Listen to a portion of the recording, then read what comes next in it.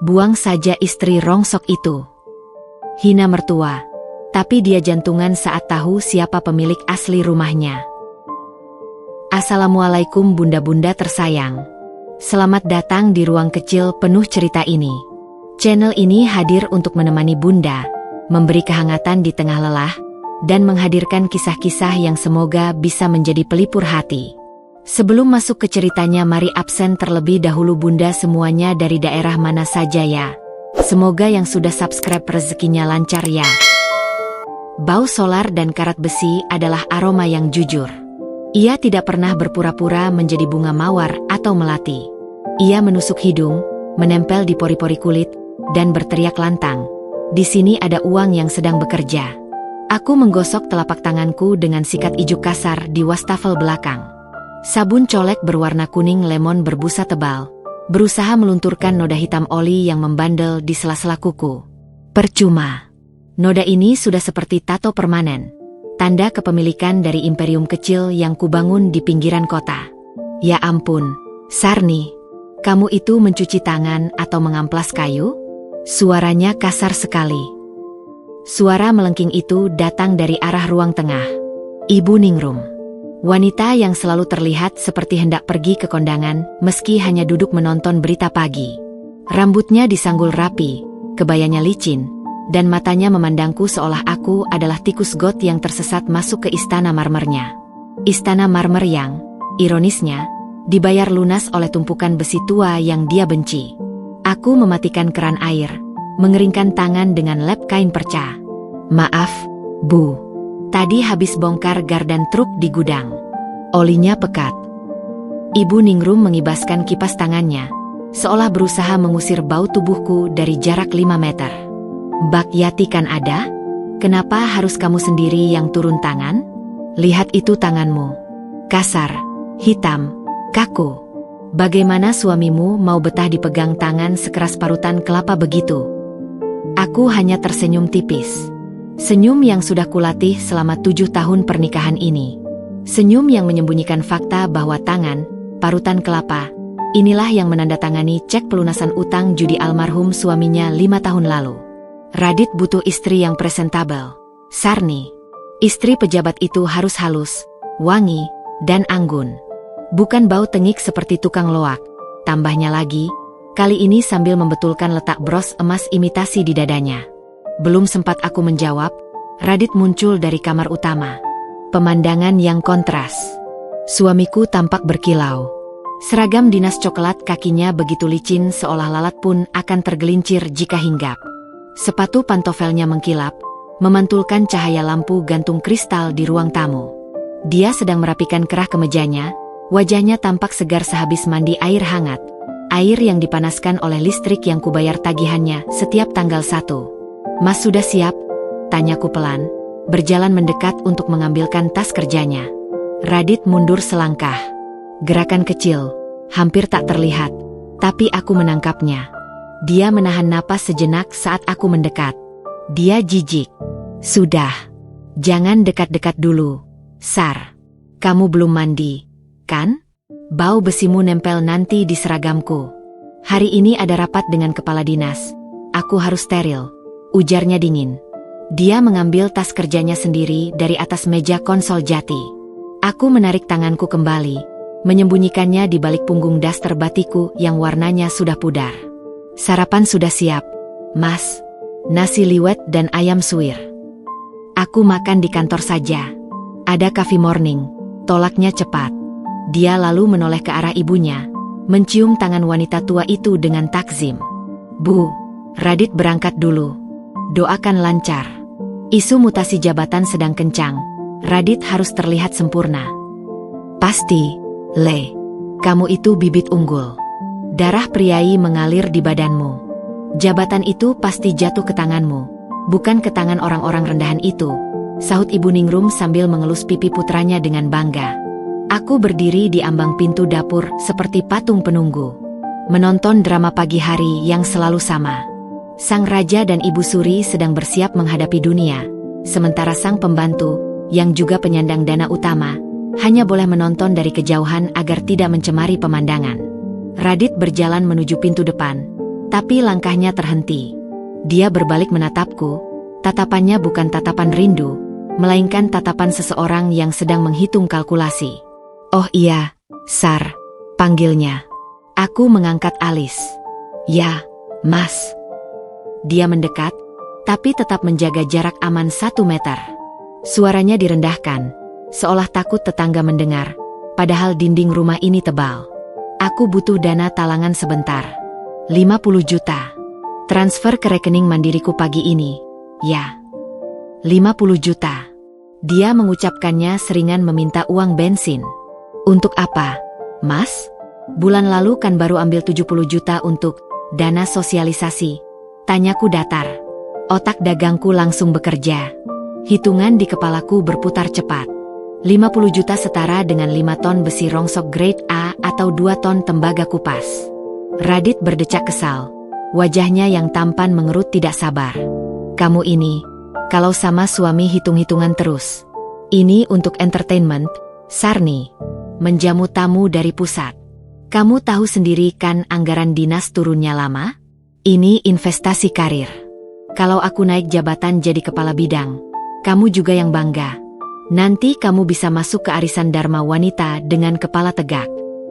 Aku menahan tawa getir yang ingin meledak di tenggorokan. Dharma Wanita? Mereka akan menertawakanku, atau lebih parah, mengira aku adalah catering service yang salah masuk ruangan. Tapi kas di rumah sedang tipis. "Mas, kemarin baru bayar pajak truk dan perpanjangan izin limbah B3. Dustaku. Sebenarnya di brankas belakang lemari baju, ada tumpukan uang merah yang cukup untuk membeli mobil baru tunai hari ini juga. Tapi aku bukan sapi perah yang bisa diperas tanpa alasan jelas." Wajah Radit memerah. Dia tidak suka ditolak. Apalagi oleh istri yang dianggapnya lebih rendah strata sosialnya. "Sarni, jangan bikin aku pusing pagi-pagi. Masa pengusaha besi, ratu rongsok, tidak punya uang cash? Apa kata orang nanti kalau tahu istri pejabat pelitnya minta ampun? Pokoknya aku butuh jam 10 nanti. Jangan sampai aku malu di depan tamu karena kartuku declinet." Hardikan itu diakhiri dengan dia menyambar kunci mobil Innova Reborn, mobil yang BPKB-nya atas namaku, dan melangkah keluar tanpa pamit padaku. Aku terpaku di tempat. Bukan karena sakit hati dibentak. Aku sudah kebal. Hinaan mereka bagiku hanyalah suara bising mesin gerinda, mengganggu tapi perlu untuk proses produksi. Yang membuatku terpaku adalah aroma yang tertinggal saat Radit berbalik badan tadi dengan cepat. Angin pagi menghembuskan aroma dari tubuhnya ke arahku. Di balik wangi pomade mahal dan parfum body maskulin yang biasa dia pakai, tercium aroma lain yang sangat tipis namun tajam bagi hidungku yang terlatih membedakan jenis logam. Itu aroma vanilla dan rose. Manis, menyengat, dan jelas bukan aroma sabun mandi keluarga ini. Itu aroma parfum wanita. Dan bukan jenis parfum refill pinggir jalan. Itu aroma parfum desainer. Jenis aroma yang menempel karena pelukan erat yang lama, atau karena pakaian yang bersentuhan di ruang tertutup semalaman.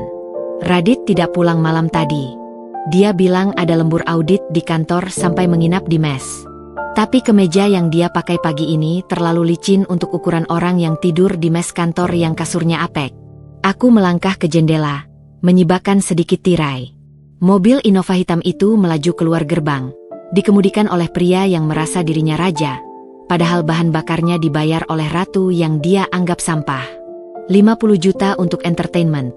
Gumamku pelan, merasakan dingin yang merambat di dada. Aku berbalik, menatap Ibu Ningrum yang masih asyik dengan siaran gosip selebriti, sama sekali tidak peduli bahwa menantunya baru saja diperas. Aku berjalan kembali ke dapur, bukan untuk menangis, tapi untuk mengambil ponsel, khusus, yang kusembunyikan di dalam kaleng bekas biskuit Hongguan di rak paling atas. Ponsel Nokia jadul yang baterainya tahan seminggu. Aku menekan nomor mandor kepercayaanku di lapak. "Halo, Pak Darmo." Suaraku berubah. Tidak ada lagi nada istri penurut. Ini adalah suara Sarni juragan besi. Suara yang membuat preman pasar pun segan menatap mata. "Nggih, Bu Bos." "Pripun?" Suara serak Pak Darmo terdengar di ujung sana. Mobil Innova hitam yang dibawa Mas Radit. Plat nomor B1899 RFD. Tolong suruh anak-anak track GPS-nya sekarang. Jangan sampai ketahuan.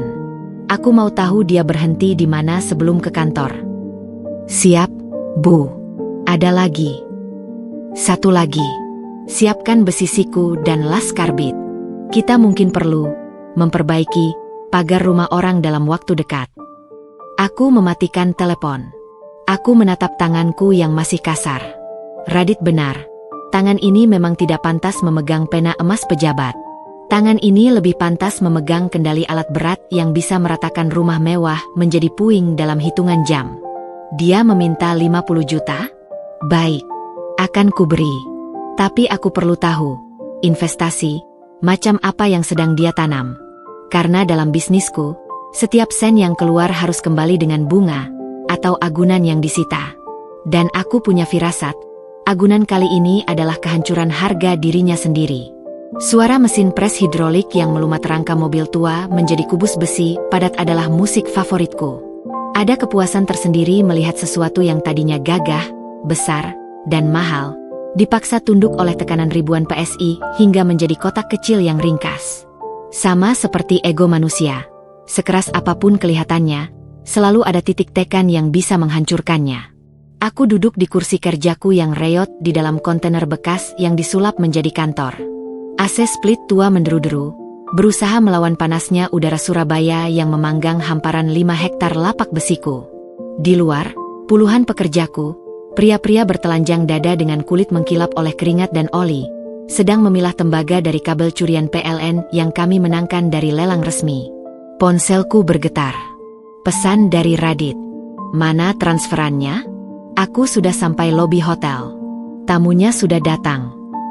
Aku menatap layar ponsel dengan tatapan datar. Jam menunjukkan pukul 9.15. Cepat sekali dia sampai. Padahal jarak dari rumah ke kantor dinasnya harusnya memakan waktu 30 menit.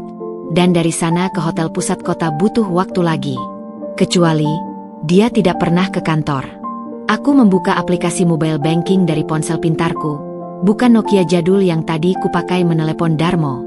Di rekening bisnisku, saldo 9 digit tertera manis, hasil pencairan cek pabrik peleburan baja kemarin sore. 50 juta.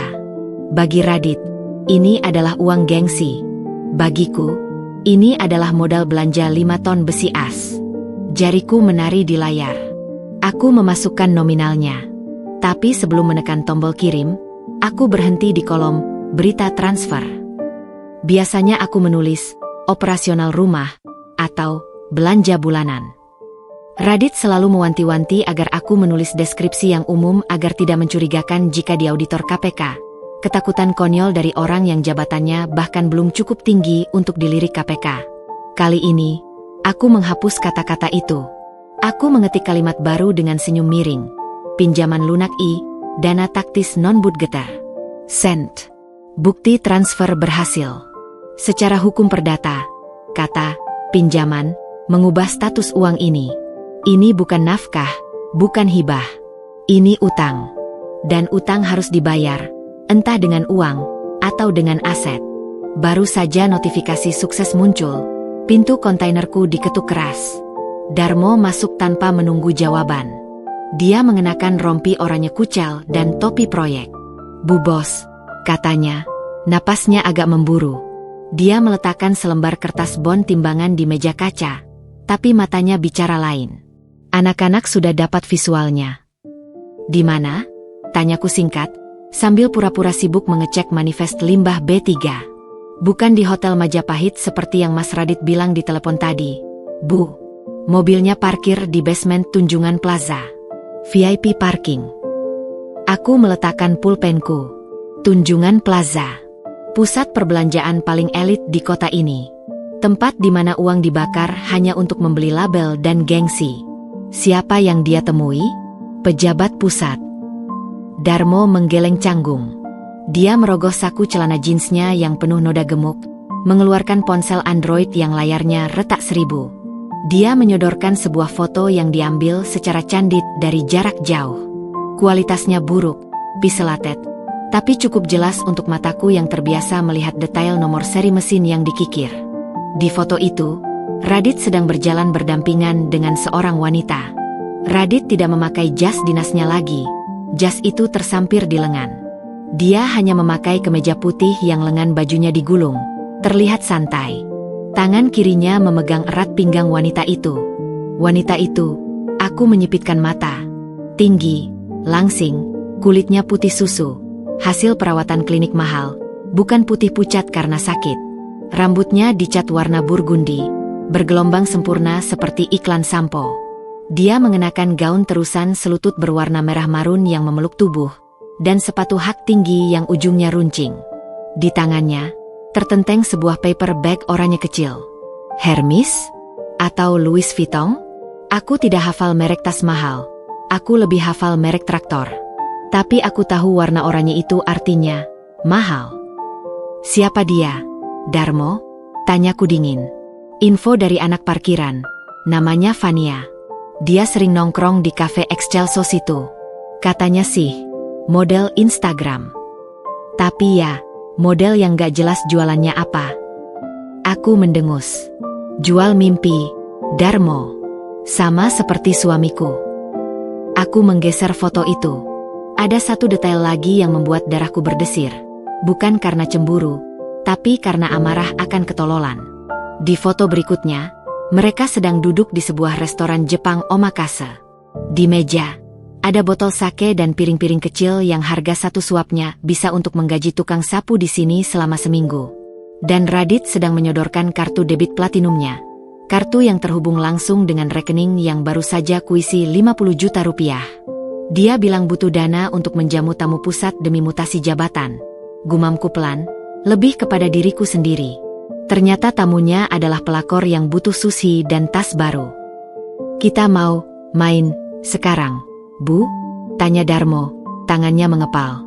Dia dan anak-anak lapak sangat setia padaku. Bagi mereka, Radit hanyalah benalu yang beruntung bisa menempel di pohon beringin. Jika aku memberi perintah satu kata saja, mobil Innova itu bisa berubah menjadi potongan besi kiloan dalam waktu kurang dari 1 jam. Jangan, sergahku. Emosi adalah musuh pebisnis. Jika aku menghancurkan mobilnya sekarang, aku hanya akan jadi istri yang histeris dan kriminal. Aku butuh kemenangan yang bersih. Kemenangan yang legal. Kemenangan yang memiskinkan. Biarkan dia makan enak dulu. Biarkan dia merasa jadi raja. Orang yang kekenyangan biasanya lengah. Aku berdiri, mengambil helm proyekku. Darmo, siapkan pickup Grand Max yang bak belakangnya paling kotor. Yang bekas angkut aki bekas itu. Kita ke sana sekarang. Darmo melongo. Ke mall, Bu? Pakai Grand Max? Ibu nggak ganti baju dulu. Aku menatap penampilanku di cermin retak di dinding. Kemeja flanel kotak-kotak kedodoran, celana jeans belel yang ada noda oli di pahanya, dan sepatu boots keselamatan, safety shoes, yang ujung besinya sudah lecet-lecet. Wajahku tanpa bedak, hanya pelembab murah. Rambutku diikat ekor kuda asal-asalan. Tidak, jawabku tegas. Aku ingin melihat perbedaan value. Aku ingin melihat seberapa mahal harga diri suamiku dijual di etalase toko. Perjalanan ke pusat kota terasa lambat dengan pickup tua yang suspensinya sudah mati. AC mobil tidak menyala, jadi aku membuka jendela, membiarkan debu jalanan dan asap knalpot menyatu dengan aroma tubuhku. Sesampainya di lobi VIP Tunjungan Plaza, satpam yang bertugas sempat menghadang mobilku. Wajahnya masam melihat mobil rongsok mau masuk ke area valet mobil mewah. Wow, Bu, ini valet. Mobil pick-up lewat belakang. Area bongkar muat. Bentaknya sambil melambaikan tongkat lalu lintas. Aku mengeluarkan dompet, menarik selembar uang 100.000 rupiah berwarna merah, dan menyelipkannya di tangan satpam itu tanpa banyak bicara. Parkirkan di sebelah Innova hitam plat B 1899 RFD. Kalau lecet sedikit saja, aku beli seragamu sekalian dengan pos satpamnya. Kataku datar. Satpam itu ternganga, melihat uang di tangan dan sorot mataku yang tidak main-main. Dia akhirnya mengangguk kaku, membiarkanku turun. Aku melangkah masuk ke dalam mall yang dingin dan wangi itu. Orang-orang menyingkir saat aku lewat. Ibu-ibu sosialita dengan tas bermerek menatapku dengan jijik, menutup hidung mereka. Pasangan muda berbisik-bisik sambil menunjuk boots kotorku yang meninggalkan jejak tanah tipis di lantai marmer yang mengkilap. Aku tidak peduli. Aku berjalan lurus menuju restoran Jepang yang ada di foto Darmo. Dari balik kaca etalase restoran yang buram oleh uap dingin, aku melihat mereka. Radit sedang tertawa lepas, tawa yang tidak pernah ia berikan padaku. Gigi putihnya berkilau. Tangan kanannya memegang sumpit, menyuapkan potongan daging mentah ke mulut wanita itu. Wanita itu, Vania, tertawa manja, memukul pelan bahu Radit. Gelang emas di tangannya berdencing. Gelang yang tunggu. Aku memicingkan mata, menempelkan wajahku sedikit lebih dekat ke kaca, tidak peduli uap napasku mengembun di sana. Gelang itu, emas putih dengan liontin berbentuk hati kecil. Itu adalah gelang yang Radit bilang hilang saat kami pindahan rumah 2 tahun lalu. Hadiah ulang tahun pernikahan kami yang kelima. Dia bilang, "Maaf Sar, mungkin jatuh di selokan saat angkut barang." Ternyata tidak jatuh di selokan. Barang itu jatuh ke pergelangan tangan wanita lain yang, ironisnya, dibiayai oleh uang hasil keringatku mengais selokan. Darahku mendidih, tapi kepalaku semakin dingin. Aku merogoh saku, mengeluarkan ponsel Nokiaku. Aku memotret mereka dari balik kaca. Klik. Bukti 1. Lalu aku memotret struk belanjaan yang tergeletak di meja di samping dompet Radit. Klik. Bukti 2. Aku tidak akan masuk. Aku tidak akan melabrak. Itu gaya kampungan. Ratu besi tua, tidak berteriak. Dia menggilas. Aku berbalik meninggalkan restoran itu, meninggalkan suamiku yang sedang menikmati peran sebagai sugar daddy dengan uang istrinya. Aku berjalan keluar mall, kembali ke pick up bututku. Di dalam mobil, aku menelepon seseorang. Bukan Darmo, tapi Pak Haryo, notaris kepercayaanku yang mengurus semua legalitas tanah sengketa yang sering kubeli. "Halo, Pak Haryo," sapaku. Bu Sarni, tumben siang-siang. Mau akta tanah lagi?" "Bukan. Saya mau Bapak siapkan draft perjanjian pemisahan harta, dan surat kuasa jual. Buat tanggal mundur jika memungkinkan, atau kita cari celah hukumnya. Dan satu lagi, tolong cek status sertifikat rumah yang ditinggali ibu mertua saya. Saya ingin tahu, apakah nama di sertifikat itu masih bisa diamankan sebelum ada tikus yang mencoba menggadaikannya." Haryo tertawa kecil di ujung sana. "Wah, Bu Sarni mau bersih-bersih gudang sepertinya? Siap. Saya kerjakan hari ini." "Ya, Pak. Saya mau buang limbah. Limbah kali ini baunya terlalu wangi. Saya tidak suka." Aku menutup telepon, menginjak gas pick up dalam-dalam. Asap hitam menyembur dari knalpot, meninggalkan mall mewah itu. Permainan sudah dimulai, Mas Radit. Dan kau baru saja memakan umpan seharga 50 juta yang akan mencekik lehermu sendiri. Jam dinding kayu jati di ruang tengah berdentang 10 kali. Suaranya berat dan bergema, seolah mengingatkan penghuni rumah ini bahwa waktu istirahat bagi kaum priai telah tiba. Sementara bagi kuli sepertiku, waktu adalah konsep yang abstrak. Aku duduk di lantai karpet, melipat pakaian kering yang baru saja diangkat dari jemuran. Tangan kananku, yang kapalan dan kasar, mengelus kain kemeja dinas Radit yang licin. Setrika uap mahal yang kubeli bulan lalu memang membuat pekerjaan ini lebih mudah. Tapi tetap saja, aku merasa seperti sedang membungkus bangkai dengan sutra. Pintu depan terbuka. Suara kunci diputar dengan kasar, diikuti helaan napas panjang yang sengaja didramatisir. Radit pulang. "Assalamualaikum," ucapnya lemah, menyeret kakinya masuk ke ruang tengah seolah dia baru saja pulang dari medan perang, bukan dari restoran Jepang mewah. "Waalaikumsalam, Mas," jawabku tanpa menoleh, masih fokus melipat celana panjang. "Sudah makan?" Pertanyaan jebakan.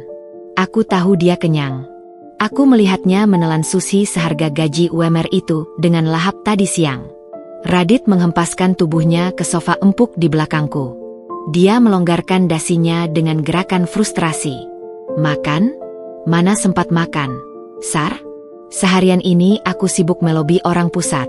Kamu pikir gampang meyakinkan pejabat Jakarta untuk meloloskan anggaran daerah?" Mulutku sampai berbusa menjelaskan visi misi dinas. "Bohong. Mulutmu berbusa karena kebanyakan minum sake, Mas.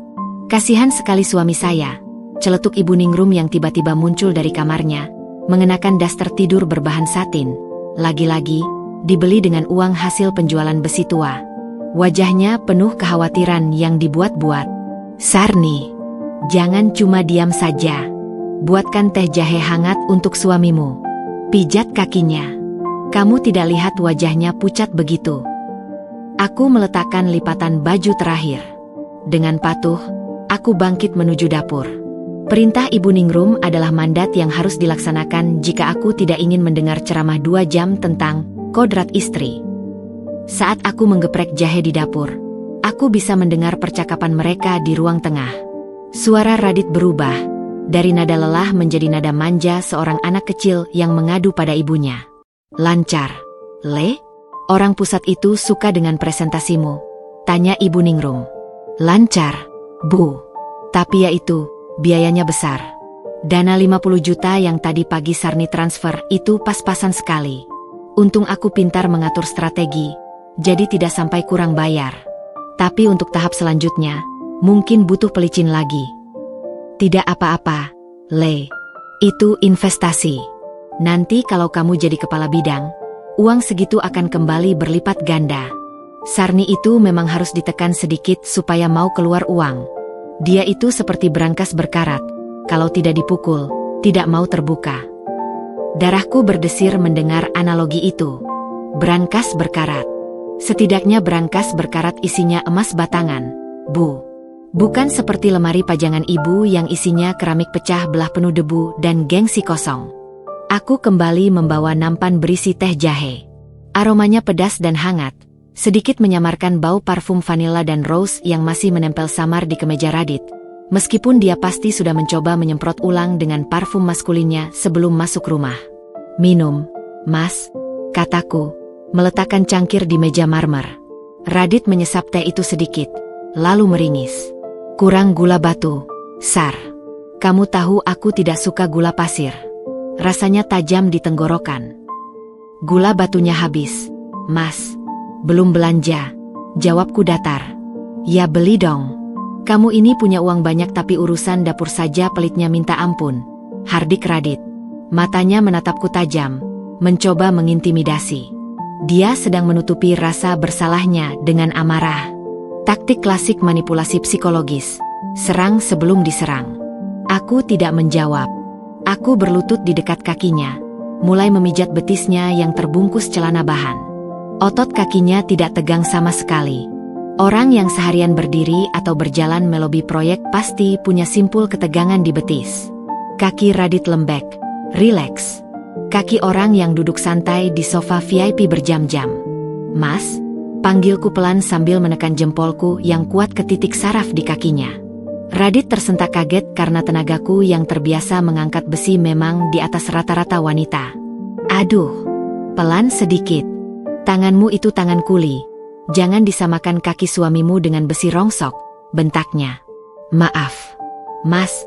Tadi waktu bersih-bersih gudang belakang, aku nemu foto lama kita. Waktu ulang tahun pernikahan kelima.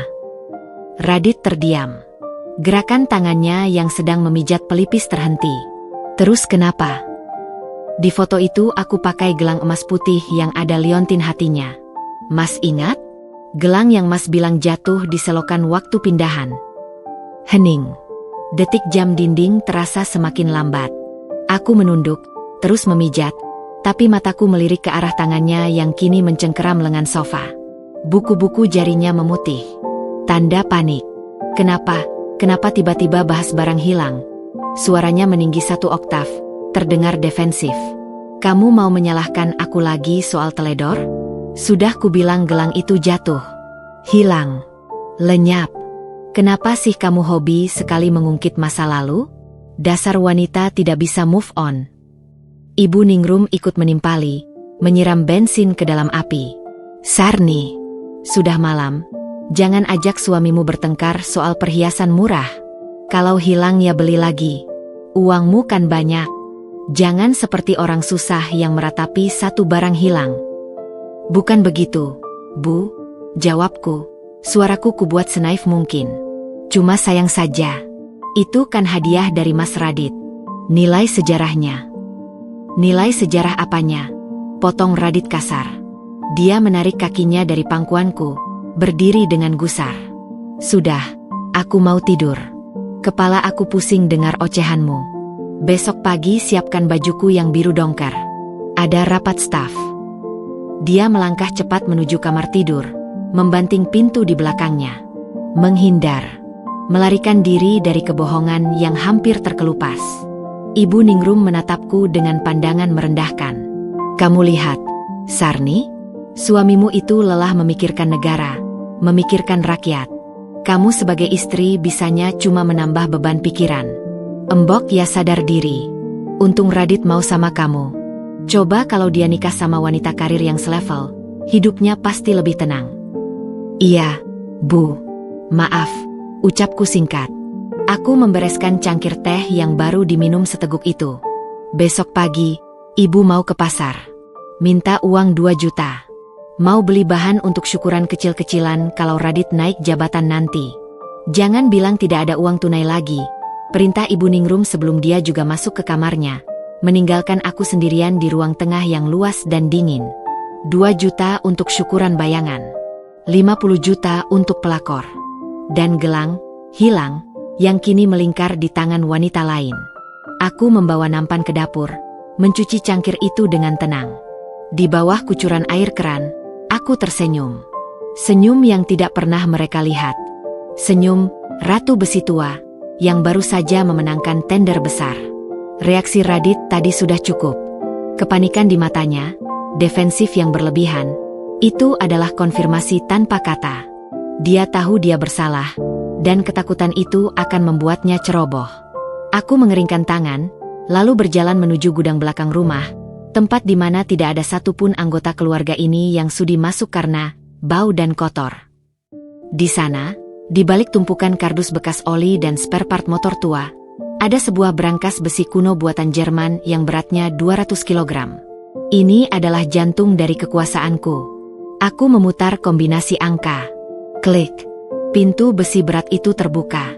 Di dalamnya, bukan hanya tumpukan uang tunai pecahan 100.000 yang diikat karet gelang. Di sana juga tersimpan map-map dokumen penting. Sertifikat tanah hak milik, SHM, rumah ini, yang asli, bukan fotokopi yang dipegang Ibu Ningrum. BPKB mobil Innova, Pajero, dan 15 truk Fuso. Dan yang paling baru, hasil print foto-foto dari mall tadi siang yang sudah dicetak oleh Darmo dan diselipkan di bawah pintu gudang sore tadi. Aku mengambil map berwarna merah muda. Map yang berisi buku tabungan khusus atas nama Radit yang kubuatkan dulu untuk berjaga-jaga, yang saldonya sengaja kubiarkan kosong melompong.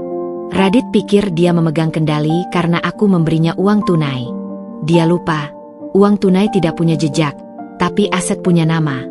Dan semua nama di sertifikat yang berharga di rumah ini adalah Sarni. Aku mengambil spidol permanen hitam.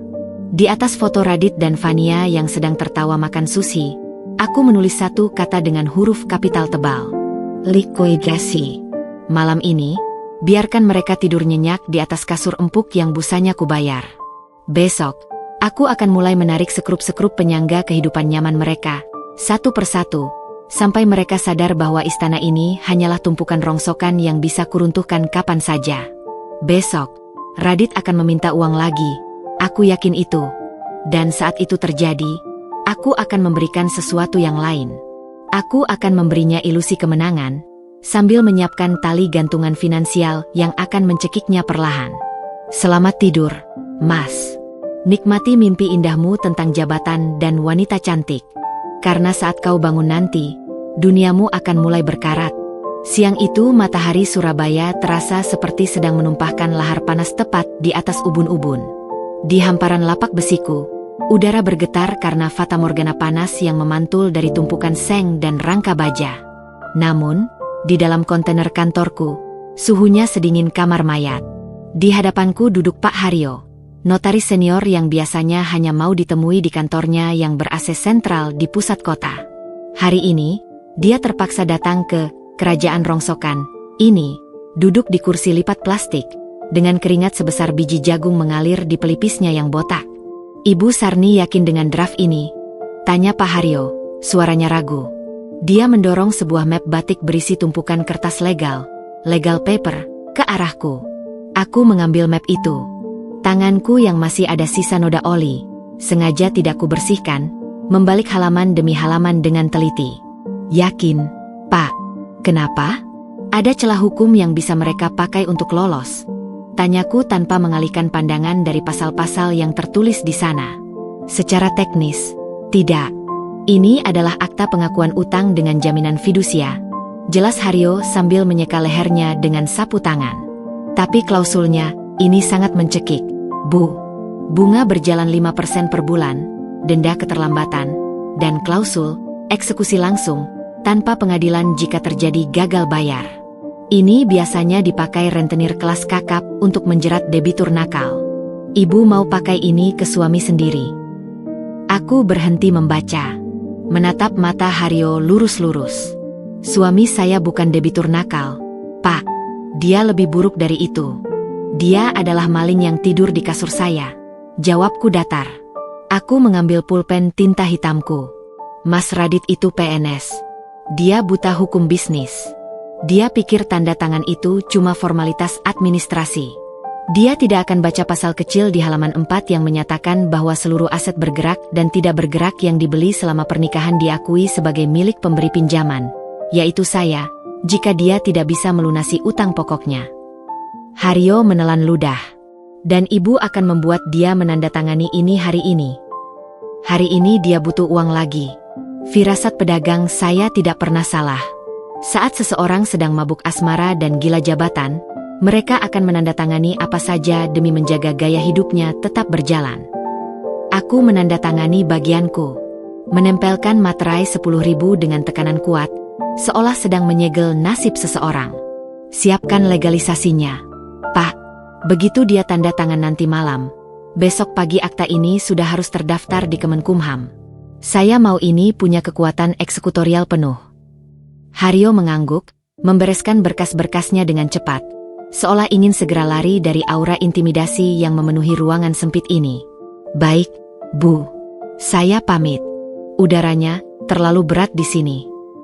Bukan udaranya yang berat, Pak, tapi dosa-dosanya. Malam harinya, skenario berjalan persis seperti naskah drama murah yang sudah kuhafal. Radit pulang lebih awal dari biasanya.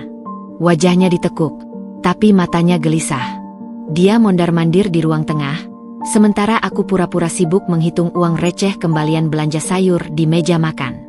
Ibu Ningrum sedang tidak ada di rumah, sedang pergi arisan ke rumah kerabatnya. Momen yang sempurna. Tanpa pelindungnya, Radit adalah mangsa yang mudah.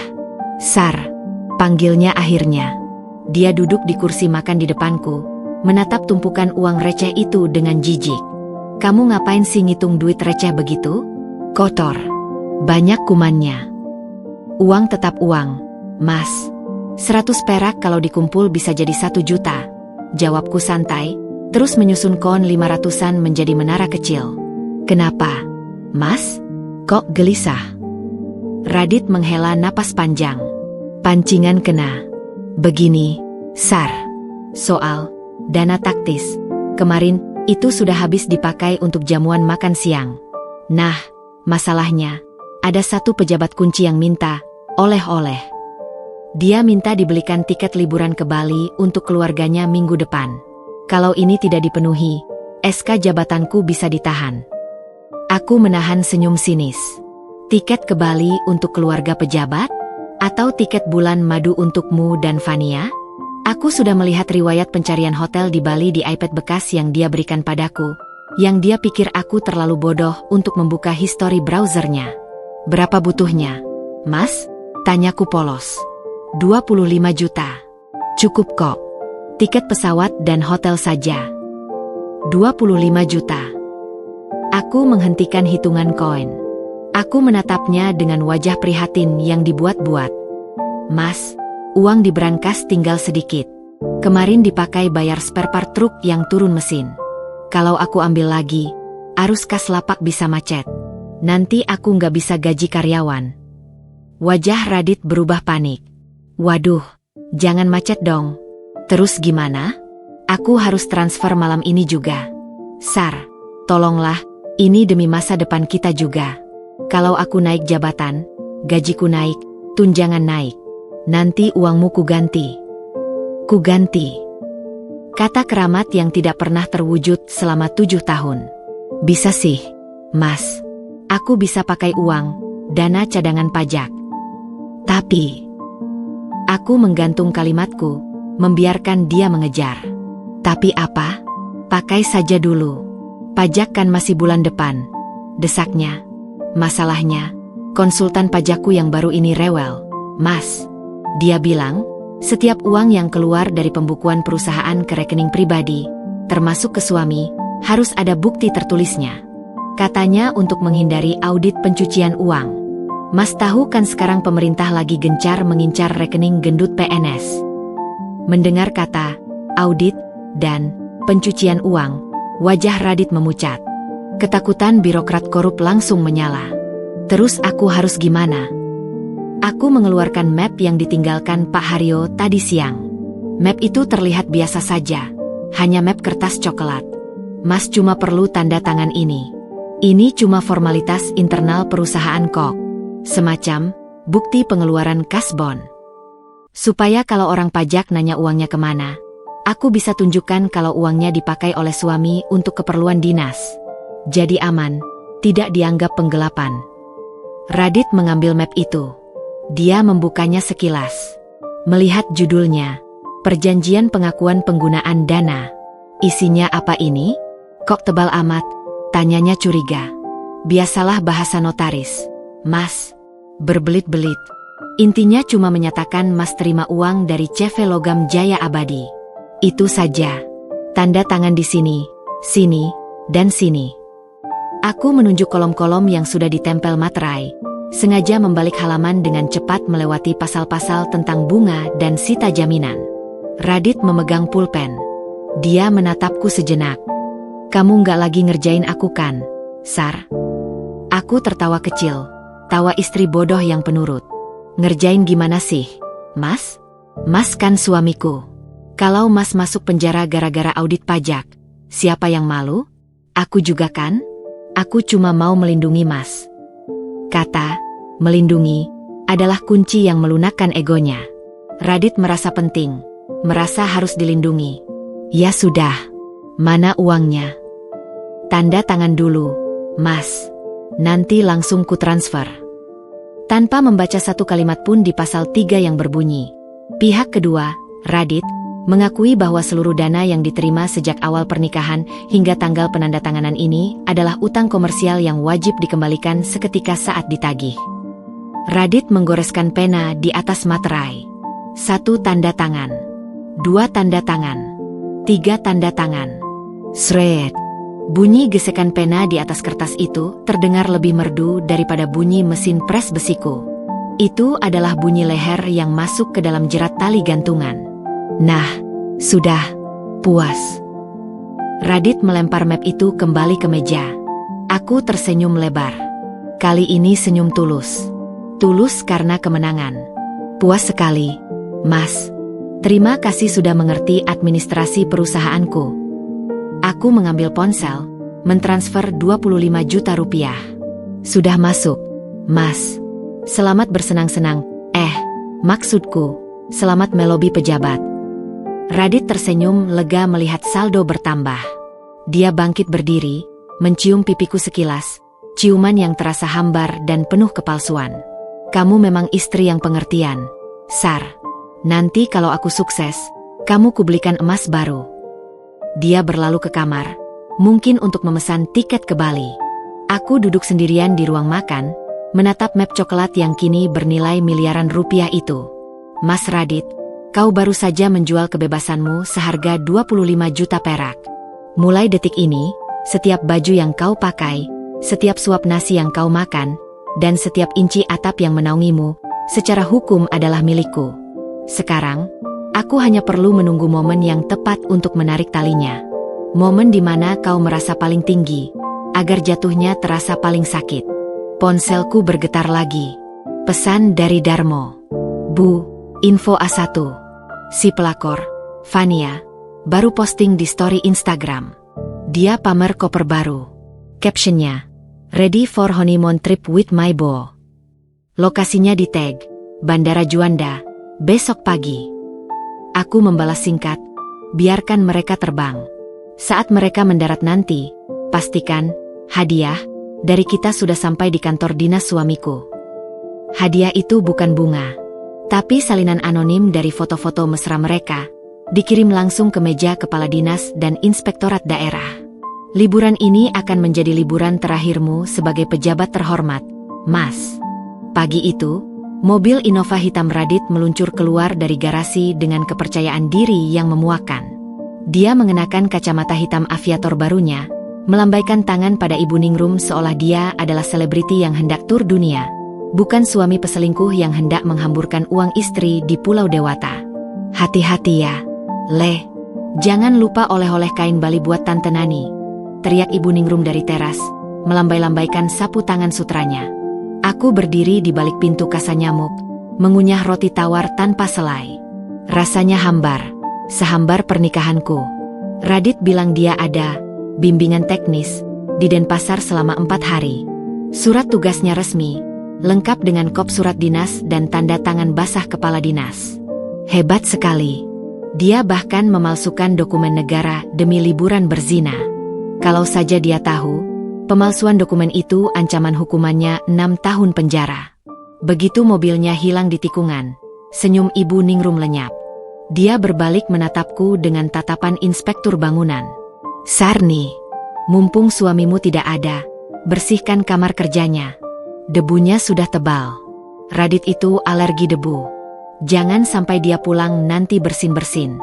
Istri kok joroknya minta ampun, perintahnya ketus, lalu melenggang masuk ke kamarnya untuk melanjutkan maraton sinetron pagi. "Baik, Bu," jawabku singkat. Perintah itu adalah musik di telingaku. Kamar kerja Radit adalah satu-satunya ruangan di rumah ini yang haram kumasuki, kecuali untuk menyapu lantai. Laci-lacinya selalu terkunci. Tapi Ibu Ningrum lupa, di dunia besi tua, tidak ada gembok yang tidak bisa dibuka. Sebelum memulai pembersihan di rumah, aku punya satu urusan kecil di luar. Aku berjalan ke halaman belakang, menelepon Darmo. "Pak, kurirnya sudah jalan." "Sudah, Bu Bos." Naik motor, pakai jaket ojol, helm full face. Barang diantar ke resepsionis kantor dinas provinsi jam 10 tepat. Sesuai instruksi, dokumen rahasia untuk kepala dinas dan inspektorat. Bagus. Pastikan tidak ada CCTV yang merekam wajahnya. Dan pastikan amplop coklat itu terlihat sangat resmi. Amplop itu tidak berisi bom. Isinya jauh lebih destruktif. Di dalamnya ada salinan printout bukti booking hotel bintang 5 di Nusa Dua atas nama Radit dan Fania, disandingkan dengan salinan surat perintah perjalanan dinas, SPPD, Radit yang seharusnya untuk acara di Hotel Melati di Denpasar Kota. Di dunia PNS, selingkuh mungkin bisa dimaklumi oleh sesama bajingan. Tapi menyalahgunakan anggaran negara dan memalsukan SPPD? Itu adalah dosa yang membuat inspektorat daerah, para anjing penjaga birokrasi, akan menggonggong lapar. Aku tidak perlu Radit dipecat sekarang. Aku hanya butuh dia diawasi. Aku butuh dia merasa tidak nyaman. Aku butuh bisik-bisik di kantin kantor mulai menyebut namanya dengan nada curiga. Setelah memastikan paket hantu itu terkirim, aku kembali masuk ke rumah. Saatnya membersihkan kamar kerja Radit. Aku membawa serta satu set kunci L dan kawat baja tipis yang biasa kupakai untuk membongkar kunci kontak truk rongsokan. Pintu kamar kerja Radit tidak dikunci, tapi laci meja kerjanya terkunci rapat. Klik. Hanya butuh 10 detik. Kunci laci meja kerja birokrat ini kualitasnya menyedihkan, sama seperti integritas pemiliknya. Aku menarik laci itu perlahan. Aroma kertas tua dan rokok menyeruak. Di dalamnya, tumpukan berkas tersusun rapi. Aku memilahnya dengan cepat. Mata pedagangku mencari angka, bukan surat cinta. Mataku tertumbuk pada sebuah buku catatan kecil bersampul kulit hitam di bagian paling bawah. Aku membukanya. Isinya adalah daftar tulisan tangan. Setoran kabit, 50 juta, lunas, uang Sarni. Cicilan Fania, 10 juta bulan, Juli, belum. Judi slot, minus 150 juta. Hutang ke Bank Togar, jatuh tempo bulan depan. Aku terdiam. Minus 150 juta. Jadi, Radit bukan hanya peselingkuh dan penipu anggaran. Dia juga pejudi yang kalah. Pantas saja dia selalu butuh uang tunai mendadak. Dana taktis, jamuan tamu, biaya lobi. Semua itu hanyalah istilah halus untuk menutup lubang kekalahannya di meja judi online. Aku memotret halaman buku itu dengan ponselku. Bukti baru. Utang judi. Ini akan sangat berguna nanti jika aku butuh alasan untuk membatalkan hak asuh anak, jika kami punya anak. Untungnya, rahimku cukup cerdas untuk tidak menerima benih dari pria seperti dia. Tiba-tiba ponselku berdering. Nama, suamiku, muncul di layar. Aku membiarkannya berdering 3 kali sebelum mengangkatnya. Suaraku kubuat serak, seolah baru bangun tidur. Halo, Mas? Kenapa telepon? Bukannya lagi bimtek. Sarni. Suara Radit terdengar panik, bercampur dengan suara deburan ombak dan musik chillout kafe pantai di latar belakang. Kartu kredit tambahanku kenapa decelinet? Aku lagi mau bayar seafood di Jimbaran nih. Malu-maluin banget. Kasirnya bilang transaksinya ditolak bank.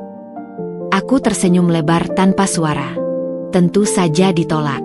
10 menit yang lalu, aku menelepon call center bank prioritas, di mana aku adalah nasabah VVIP karena saldo deposito perusahaanku, dan meminta mereka memblokir kartu tambahan atas nama Radit dengan alasan aktivitas mencurigakan di luar kota. Loh? Masak sih, Mas? Tadi pagi aku pakai belanja sayur di pasar Bisakok. Dustaku santai. Tentu saja bisa. Kartuku berbeda dengan kartunya. Jangan bodoh. Pasar mana pakai kartu kredit platinum? Cepat telepon bank sekarang. Buka blokirnya. Fania. Maksudku, Pak Kepala Bidang sudah nungguin di meja. Hampir saja dia keceplosan. Fania pasti sedang cemberut di sebelahnya karena makan siangnya terancam gagal bayar. Waduh, Mas. Aku nggak ngerti cara telepon bank. Nanti ditanya PIN, ditanya nama ibu kandung. Aku suka lupa. Lagian ini kan hari Sabtu. Mas, bank tutup. Call center buka 24 jam. Sarni. Dasar wanita gaptek. Ya ampun, aku bisa gila punya istri sebodoh kamu. Radit memaki-maki, tapi aku bisa mendengar nada ketakutan di suaranya. Gengsinya sedang dipertaruhkan di depan selingkuhannya. Coba Mas pakai uang tunai yang kemarin ku transfer. Kan ada 25 juta. Saranku polos. Itu sudah kepakai buat bayar hotel dan tiket. Sisanya pas-pasan. Ah, sudahlah. Nggak guna ngomong sama kamu. Klik. Sambungan diputus. Aku meletakkan ponsel di meja kerja Radit, tepat di atas buku catatan utang judinya. Rasakan itu, Mas. Rasakan bagaimana rasanya punya uang tapi tidak bisa dipakai. Rasakan malunya saat kartu saktimu menjadi sepotong plastik tidak berguna di depan wanita yang kau puja. Sore harinya, saat aku sedang menyapu halaman depan, masih dengan daster dan sapu lidi, sebuah mobil dinas pelat merah berhenti di depan pagar. Seorang pria berseragam PNS turun. Aku mengenalinya. Itu Pak Budi, staf tata usaha di kantor Radit. Wajahnya tegang. Sore, Bu Sarni, sapanya kaku. Dia tidak berani menatap mataku. Mungkin risih melihat penampilanku yang kucel. Sore, Pak Budi. Cari Mas Radit? Mas Radit lagi tugas luar kota. Jawabku ramah sambil menyeka keringat di dahi dengan punggung tangan. Iya Bu. Saya tahu. Saya disuruh orang inspektorat mengantar surat panggilan. Tapi karena Pak Radit tidak bisa dihubungi ponselnya, saya diminta titip ke rumah. Pak Budi menyerahkan amplop putih tertutup rapat. Di sudut kanan atas ada stempel merah. Segera rahasia. Surat apa ini, Pak? Masalah serius? Tanyaku dengan wajah cemas yang dibuat-buat. Saya kurang tahu detailnya, Bu. Tapi sepertinya terkait klarifikasi perjalanan dinas. Mohon disampaikan ke Pak Radit supaya menghadap hari Senin pagi jam 8. Tidak boleh diwakilkan. Baik, Pak. Nanti saya sampaikan kalau beliau pulang. Pak Budi buru-buru pamit. seolah rumah ini menularkan penyakit sial. Aku menimang amplop itu di tangan. Senin pagi. Radit baru akan mendarat dari Bali hari Minggu malam. Dia akan pulang dengan tubuh lelah, dompet kosong, dan hati kesal karena liburannya dirusak oleh kartu kredit yang macet. Dan Senin pagi, sarapan pertamanya bukan nasi goreng buatanku, melainkan interogasi di ruang inspektorat tentang kenapa dia check-in di Hotel Bintang 5 bersama seorang wanita saat seharusnya dia duduk di kursi pelatihan. Aku masuk ke dalam rumah, meletakkan surat panggilan itu di meja konsol ruang tamu, tepat di sebelah vas bunga kristal kebanggaan Ibu Ningrum. Bom waktu sudah dipasang. Detiknya mulai berhitung mundur. Sarni, kamu ngapain senyum-senyum sendiri di situ? Seram ih. Ibu Ningrum muncul lagi, membawa piring berisi pisang goreng. Nih, makan sisa pisang goreng ibu. Sayang kalau dibuang. Dia menyodorkan piring berisi pisang goreng yang sudah dingin dan berminyak. Makanan sisa. Selalu makanan sisa untuk Sarni. Aku mengambil satu potong, menggigitnya pelan. Terima kasih, Bu. Enak. Oh iya, Sarni. Minggu depan, Ibu mau adakan syukuran kecil-kecilan. Undang keluarga besar Trah Mangkunegaran. Ibu mau umumkan kalau Radit sebentar lagi naik pangkat. Kamu siapkan dananya ya. Sekitar 15 juta cukup kok untuk catering dan sewa tenda. Aku menelan pisang goreng itu. 15 juta untuk merayakan kenaikan pangkat yang mungkin tidak akan pernah terjadi. Justru pemecatan yang menanti. Boleh, Bu. Jawabku. Akan saya siapkan. Tentu saja, Bu. Undang semua keluarga besarmu. Undang semua orang yang selama ini menghinaku. Biarkan mereka hadir. Biarkan mereka menjadi saksi barisan depan saat putra kebanggaanmu diseret keluar dari istana kartunya. Pesta ini akan menjadi panggung eksekusi yang paling meriah. Minggu malam, hujan deras mengguyur Surabaya. Seolah langit sedang berusaha mencuci dosa-dosa kota ini namun gagal.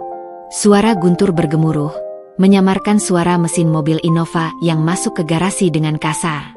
Bumper depannya sedikit menyerempet pot bunga beton Ibu Ningrum. Brak! Aku duduk di ruang tamu, menjahit kancing kemeja kerja Radit yang lepas. Tugas istri berbakti yang kusempurnakan dengan senyum ironi. Pintu depan terhempas terbuka. Radit masuk. Tidak ada lagi wibawa, raja minyak, seperti saat dia berangkat Jumat lalu. Penampilannya kusut. Kemeja linen mahalnya lecek, rambutnya berminyak karena pomade yang sudah luntur, dan wajahnya merah pada menahan amarah. Tidak ada koper oleh-oleh. Tangan kanannya hanya menyeret koper kabinnya sendiri, sementara tangan kirinya memegang ponsel yang layarnya retak, mungkin dibanting saat bertengkar dengan Fania. Assalamualaikum. Sapaku lembut, tidak beranjak dari kursi. Mas sudah pulang? Kok malam sekali? Tante Nani sudah nungguin kain balinya loh. Radit melempar tasnya ke sofa. Dia menatapku dengan mata nyalang. Diam kamu, Sarni. Jangan tanya soal oleh-oleh. Gara-gara kebodohanmu tidak bisa urus ban. Liburanku hancur total, teriaknya. Suaranya serak. Mungkin kebanyakan berteriak atau kebanyakan merokok karena stres. Ibu Ningrum, yang mendengar keributan, keluar dari kamarnya dengan wajah bingung. Ada apa ini, Radit? Kok teriak-teriak? Mana Fania? Maksud ibu, mana teman-teman kantormu? Radit mengabaikan ibunya. Dia menunjuk wajahku dengan telunjuk gemetar. Kamu tahu tidak? Kartu kredit itu declinet di depan kasir hotel saat check out. Aku harus telepon teman kantor buat pinjam uang transferan. Harga diriku hancur.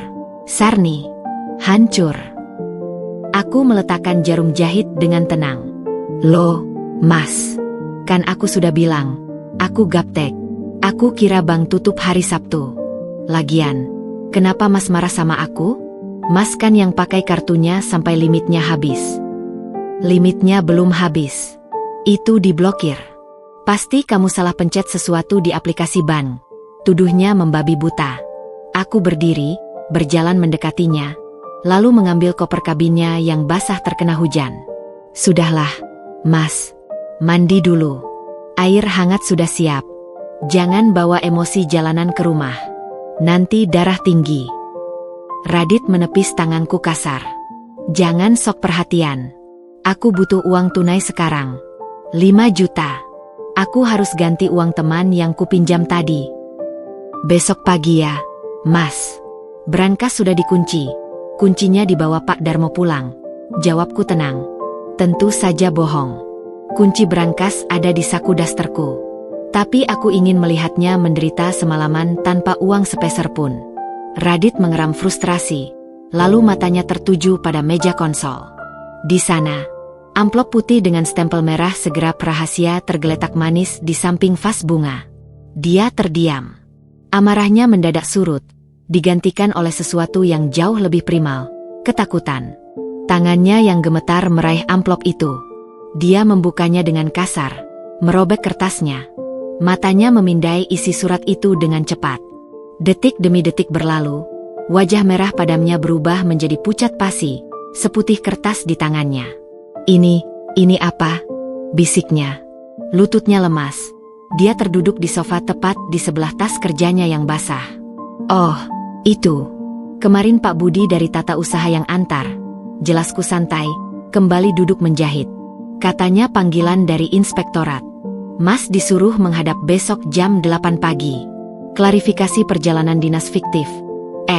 Perjalanan dinas apa ya tadi katanya? Radit menatapku horor. Siapa yang bilang fiktif? Siapa yang lapor? Mana aku tahu, Mas. Aku cuma istri di rumah. Memangnya Mas bikin perjalanan fiktif? Bukannya Mas beneran bimtek di Denpasar? Tanyaku dengan nada polos yang menyakitkan. Radit meremas surat itu. Ini pasti ada yang cepu. Ada orang dalam yang mau menjatuhkan aku. Sialan. Siapa? Siapa yang tahu aku di Nusa Dua? Dia menoleh ke arahku, tatapannya menyelidik. Tapi melihatku yang duduk dengan daster lusuh dan jarum jahit, kecurigaannya luntur. Di matanya, aku terlalu bodoh untuk menyusun skenario serumit ini. Bagi Radit, aku hanyalah Sarni si tukang rongsok, bukan Sarni si arsitek kehancuran. Bu. Radit beralih ke Ibu Ningrum. Ibu pernah cerita ke siapa-siapa kalau aku ke Bali. Ibu Ningrum tampak bingung dan ketakutan melihat putranya panik. Ibu cuma cerita di grup WhatsApp arisan keluarga. Ibu bangga kamu tugas keluar kota. Memangnya salah? Radit menepuk jidatnya keras-keras. Ya Allah, Bu. Grup WA itu isinya ada istri Pak Sekda. Ibu membunuh karirku. Loh, kok ibu disalahkan? Ibu kan cuma mau pamer sedikit. Ibu Ningrum mulai menangis, merasa disudutkan. Suasana ruang tamu kacau balau. Anak menyalahkan ibu, ibu menangis drama. Dan aku menikmati pertunjukan ini seperti menonton opera sabun favorit. Mas, panggilku, memotong drama mereka. Kalau dipanggil inspektorat itu bahaya ya? Bisa dipecat. Kata, dipecat, membuat Radit tersentak. Dia menatapku, matanya memancarkan keputusasaan. Bukan cuma dipecat, Sar. Bisa dipidana. Kalau terbukti aku memalsukan SPPD, aku bisa masuk penjara. Karirku tamat. Tunjangan pensiun hilang. Kita bisa miskin. Waduh. Aku memasang wajah kaget. Terus gimana dong? Syukuran ibu minggu depan gimana? Undangan sudah mau dicetak loh. Persetan dengan syukuran, bentak Radit. Tapi kemudian dia terdiam. Otaknya berputar. Dia menatapku lagi. Tatapan yang kurindukan. Tatapan seorang pengemis. Radit beringsut mendekatiku, berlutut di lantai di hadapanku. Persis seperti posisi yang dia paksa aku lakukan kemarin saat memijat kakinya. Sarni istriku yang paling baik. Suaranya bergetar, memelas. Kamu punya kenalan kan? Di dunia bisnismu itu, kamu pasti kenal orang-orang kuat. Polisi, jaksa, atau siapa gitu yang bisa bantu aku. Aku menatap puncak kepalanya. Betapa cepat roda berputar. Aku cuma kenal pengepul besi dan preman pasar. Mas, mana kenal pejabat hukum? Jawabku merendah. Tapi, aku punya uang. Mata Radit berbinar. Iya, uang. Inspektorat itu isinya manusia juga. Mereka pasti butuh uang. Sar, tolong aku. Pinjamkan aku uang lagi. Kali ini agak besar. 100 juta. Buat uang damai. Aku janji, setelah ini selesai, aku akan berhenti main-main. Aku akan fokus kerja. 100 juta. Harga untuk menutupi satu lubang kebohongan, yang sebenarnya sudah kugali lebih dalam lagi. 100 juta itu setara harga 2 truk engkel bekas. Mas, kataku pelan, seolah sedang menghitung rugi laba. Uang di brankas tidak sebanyak itu sekarang. Tapi, aku bisa jual salah satu aset tanah di pinggiran kota. Cuma butuh waktu. Jangan lama-lama. Besok pagi aku harus menghadap. Sar, gadaikan saja sertifikat rumah ini. Atau apalah. Kamu kan pintar cari duit. Radit mengguncang lututku. Aku tersenyum tipis. Ikan besar sudah memakan kail sampai ke usus. Begini saja, Mas. Besok pagi, Mas berangkat ke kantor seperti biasa. Hadapi dulu panggilannya. Lihat situasinya. Kalau mereka minta uang, Mas bilang sedang disiapkan. Jangan langsung kasih. Nanti dikira nyogok terang-terangan. Sorenya, aku siapkan uangnya. Kamu serius mau bantu aku? Tanya Radit. Air mata buaya menggenang di pelupuk matanya. Tentu saja, Mas. Kamu kan suamiku. Tulang punggung keluarga. Jawabku. Tulang punggung yang sudah osteoporosis dan sebentar lagi patah. Terima kasih, Sar.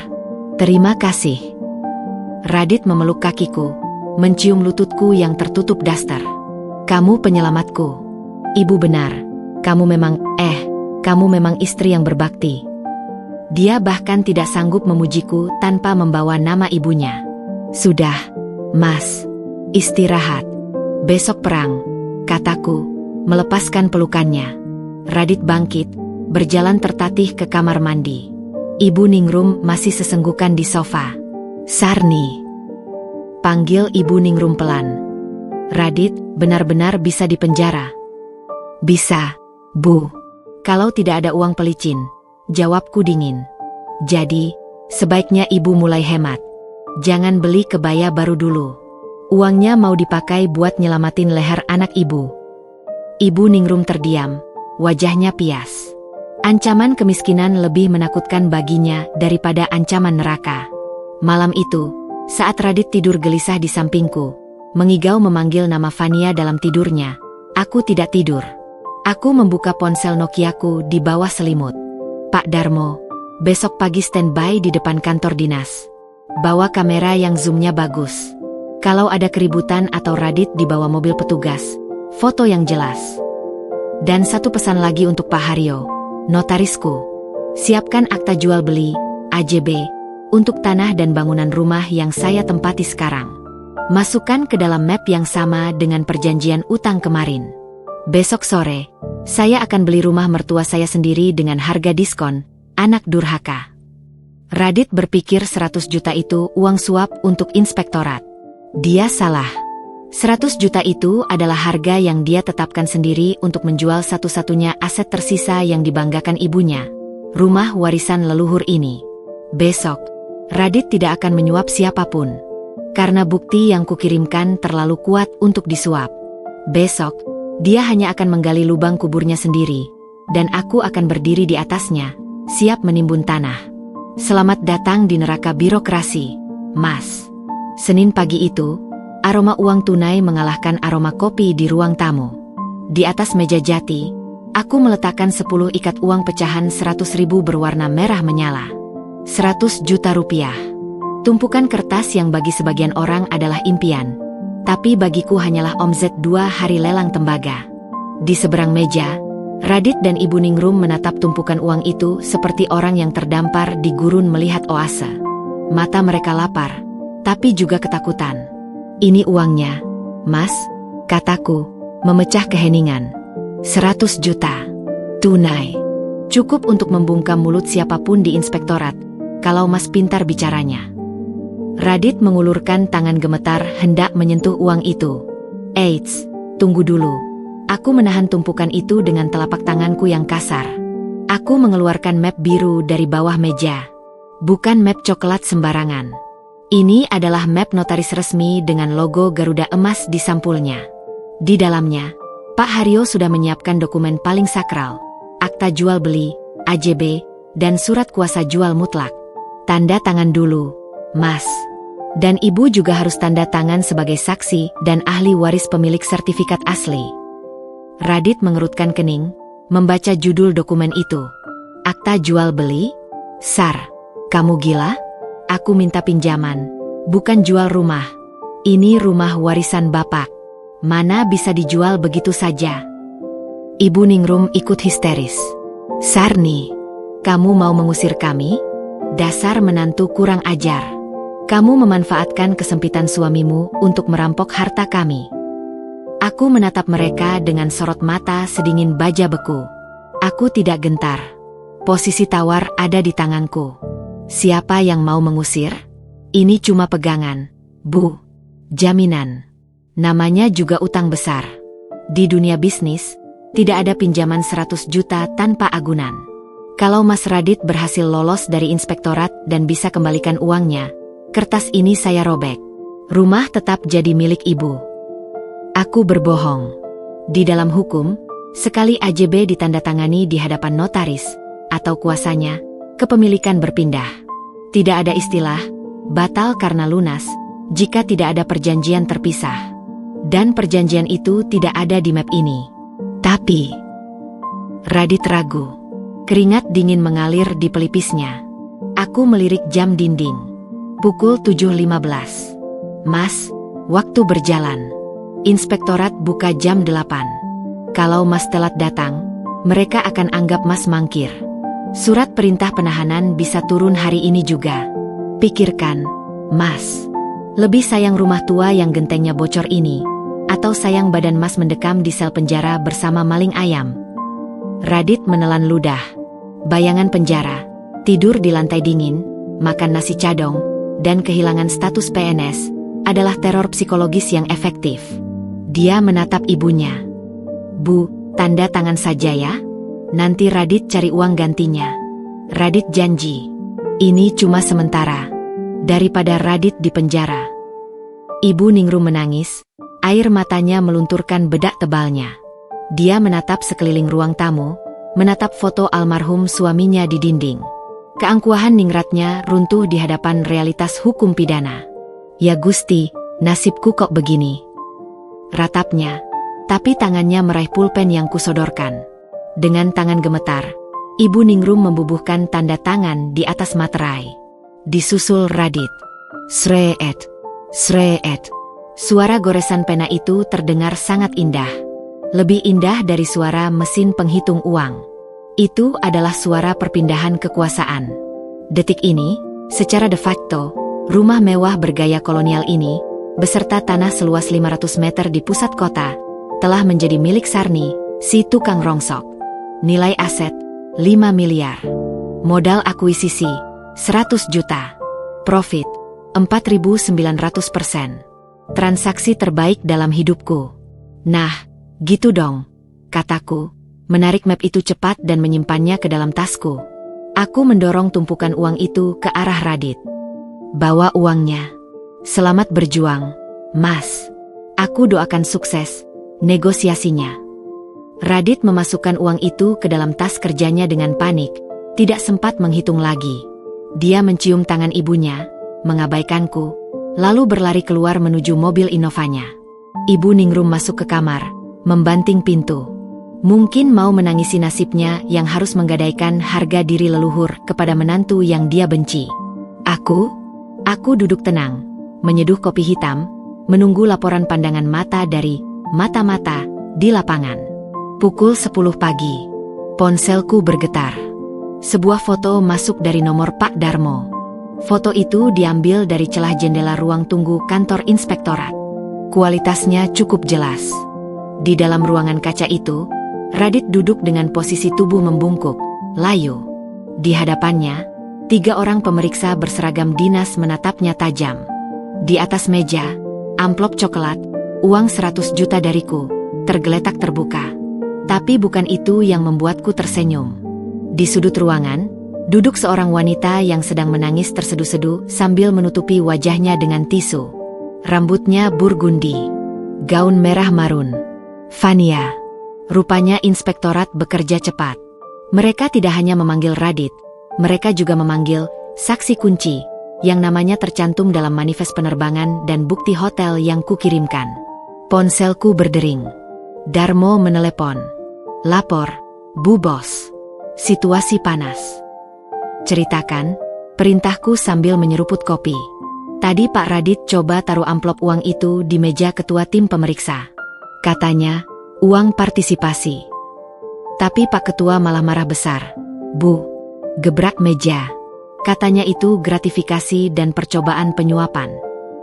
Bodoh, gumamku. Menyuap pemeriksa saat ada saksi lain di ruangan adalah bunuh diri. Terus si pelakor itu, simbak Fania, dia nyanyi. Bu, dia bilang dia dipaksa ikut ke Bali. Dia bilang Pak Radit yang memalsukan semua dokumen. Dia nggak tahu apa-apa. Dia ngaku korban manipulasi atasan. Dia cuci tangan. Bu. Aku tertawa kecil. Tentu saja. Pelakor itu ada karena uang. Saat uang jadi masalah, cinta melayang, logika bertahan hidup yang bicara. Fania tidak mau karirnya sebagai honorer atau staf humas hancur demi pria yang kartu kreditnya declinet. Terus sekarang gimana? Pak Radit lemas. Bu, kayak ayam sakit. Tadi saya dengar dari Satpam Dalam, Pak Radit langsung dikasih surat skorsing sementara sambil menunggu proses sidang kode etik. Dan uang 100 juta itu disita sebagai barang bukti percobaan suap. Bingo. Uang 100 juta itu hilang. Aset rumah sudah berpindah tangan. Karir hancur. Selingkuhan berkhianat. Dalam satu pagi, Radit kehilangan segalanya. Uang, milikku, rumah, milikku, jabatan, dan kekasih. Bagus, Darmo. Kamu boleh pulang. Jangan sampai ketahuan. Aku menutup telepon. Aku berjalan mengelilingi rumah ini. Meraba dinding-dindingnya. Mengusap pilar betonnya. Rumahku, bisikku. Sekarang kamu benar-benar rumahku. Siang harinya, Radit pulang lebih cepat. Bukan dengan mobil Innova. Dia pulang naik taksi online. Mobil Innovanya mungkin ditahan di kantor sebagai aset dinas yang sedang disengketakan, atau dia terlalu gemetar untuk menyetir. Dia masuk ke rumah dengan wajah mayat hidup. Tatapannya kosong. Dia berjalan melewati aku yang sedang menyapu ruang tamu, seolah aku tidak ada. Mas, panggilku. Gimana? Beres. Radit berhenti. Dia menoleh perlahan. Matanya merah, bengkak. Uangnya disita. Suaranya parau, seperti gesekan logam berkarat. Mereka tidak mau terima. Mereka malah jadikan itu bukti suap. Fania. Fania mengkhianatiku. Sar. Dia bilang aku memaksanya. Aku menutup mulut dengan tangan, pura-pura kaget setengah mati. Astaga. Jahat sekali wanita itu. Padahal Mas sudah belikan dia tas mahal. Terus gimana nasib Mas? Aku diskors. Gajiku di stop mulai bulan depan. Tunjangan hilang. Radit ambruk ke lantai, menangis meraung-raung seperti anak kecil yang permennya direbut paksa. Rumah ini gimana? Sar? Kita sudah tanda tangan jual beli tadi pagi. Uangnya hilang. Rumah hilang. Aku habis. Sar. Habis. Ibu Ningrum keluar kamar, mendengar raungan anaknya. Begitu mendengar kata, rumah hilang, dia menjerit histeris dan pingsan di ambang pintu. Aku berdiri tegak di tengah kekacauan itu. Suami meraung di lantai, mertua pingsan di pintu. Drama tragedi yang sempurna. Tapi aku tidak merasa kasihan. Sedikit pun tidak. Aku berjalan mendekati Radit, berjongkok di sebelahnya, dan menepuk bahunya pelan. Tenang, Mas. Tenang. Masih ada aku, bisikku lembut. Radit menatapku dengan harapan terakhir. Kamu bisa bantu aku lagi kan? Sar? Kamu punya uang lagi kan? Kita tebus rumahnya kembali? Kita sewa pengacara mahal. Aku tersenyum. Senyum yang kali ini tidak lagi kusembunyikan. Senyum dingin, penuh perhitungan. Senyum sang ratu besi tua. Mas lupa? Tanyaku pelan. Uangku kan uang rongsok. Uang bau. Mas bilang sendiri, tangan kuli ini tidak pantas mencampuri urusan priai. Aku berdiri, meninggalkan dia yang terpaku mencerna kalimatku. Mulai hari ini, Mas Radit istirahat saja di rumah. Toh rumah ini sekarang milikku. Anggap saja Mas sedang menumpang di rumah majikan baru. Aku melangkah ke dapur, mengambil pisau daging besar. Aku perlu memotong ayam untuk makan malam. Makan malam perayaan. Bunyi pisau menghantam talenan kayu bergema di seluruh rumah yang sunyi itu. Tak, tak, tak. Setiap potongannya adalah konfirmasi. Penindasan telah berakhir. Eksekusi telah dimulai. Pagi pertama setelah jatuhnya Raja Minyak, di rumah ini terasa hening, namun mencekam. Biasanya, pukul 6 pagi, rumah ini sudah riuh dengan suara Ibu Ningrum yang mengomel soal debu di bufet atau Radit yang berteriak mencari kaos kakinya yang sebelah. Hari ini, sunyi. Seperti kesunyian di lapak besi tuaku setelah jam kerja usai. Hanya ada sisa-sisa material tak berguna yang menunggu giliran masuk mesin peleburan. Aku bangun pukul 5, seperti biasa. Tapi kali ini, aku tidak menuju dapur untuk mengiris bawang atau merebus ayam kampung pesanan ibu mertua. Aku mandi dengan santai, menggunakan sabun cair mahal milik Radit yang biasanya dilarangku sentuh. Wanginya woody dan maskulin, menempel di kulitku, menghapus bau oli yang selama ini menjadi identitasku. Setelah itu, aku mengenakan kemeja putih bersih yang kusetrika licin. Kemeja kerjaku untuk bertemu klien korporat, bukan kemeja flanel kucel untuk di lapak. Aku memadukannya dengan celana bahan hitam dan riasan wajah tipis namun tegas. Aku keluar kamar, berjalan menuju ruang makan. Radit dan Ibu Ningrum sudah duduk di sana.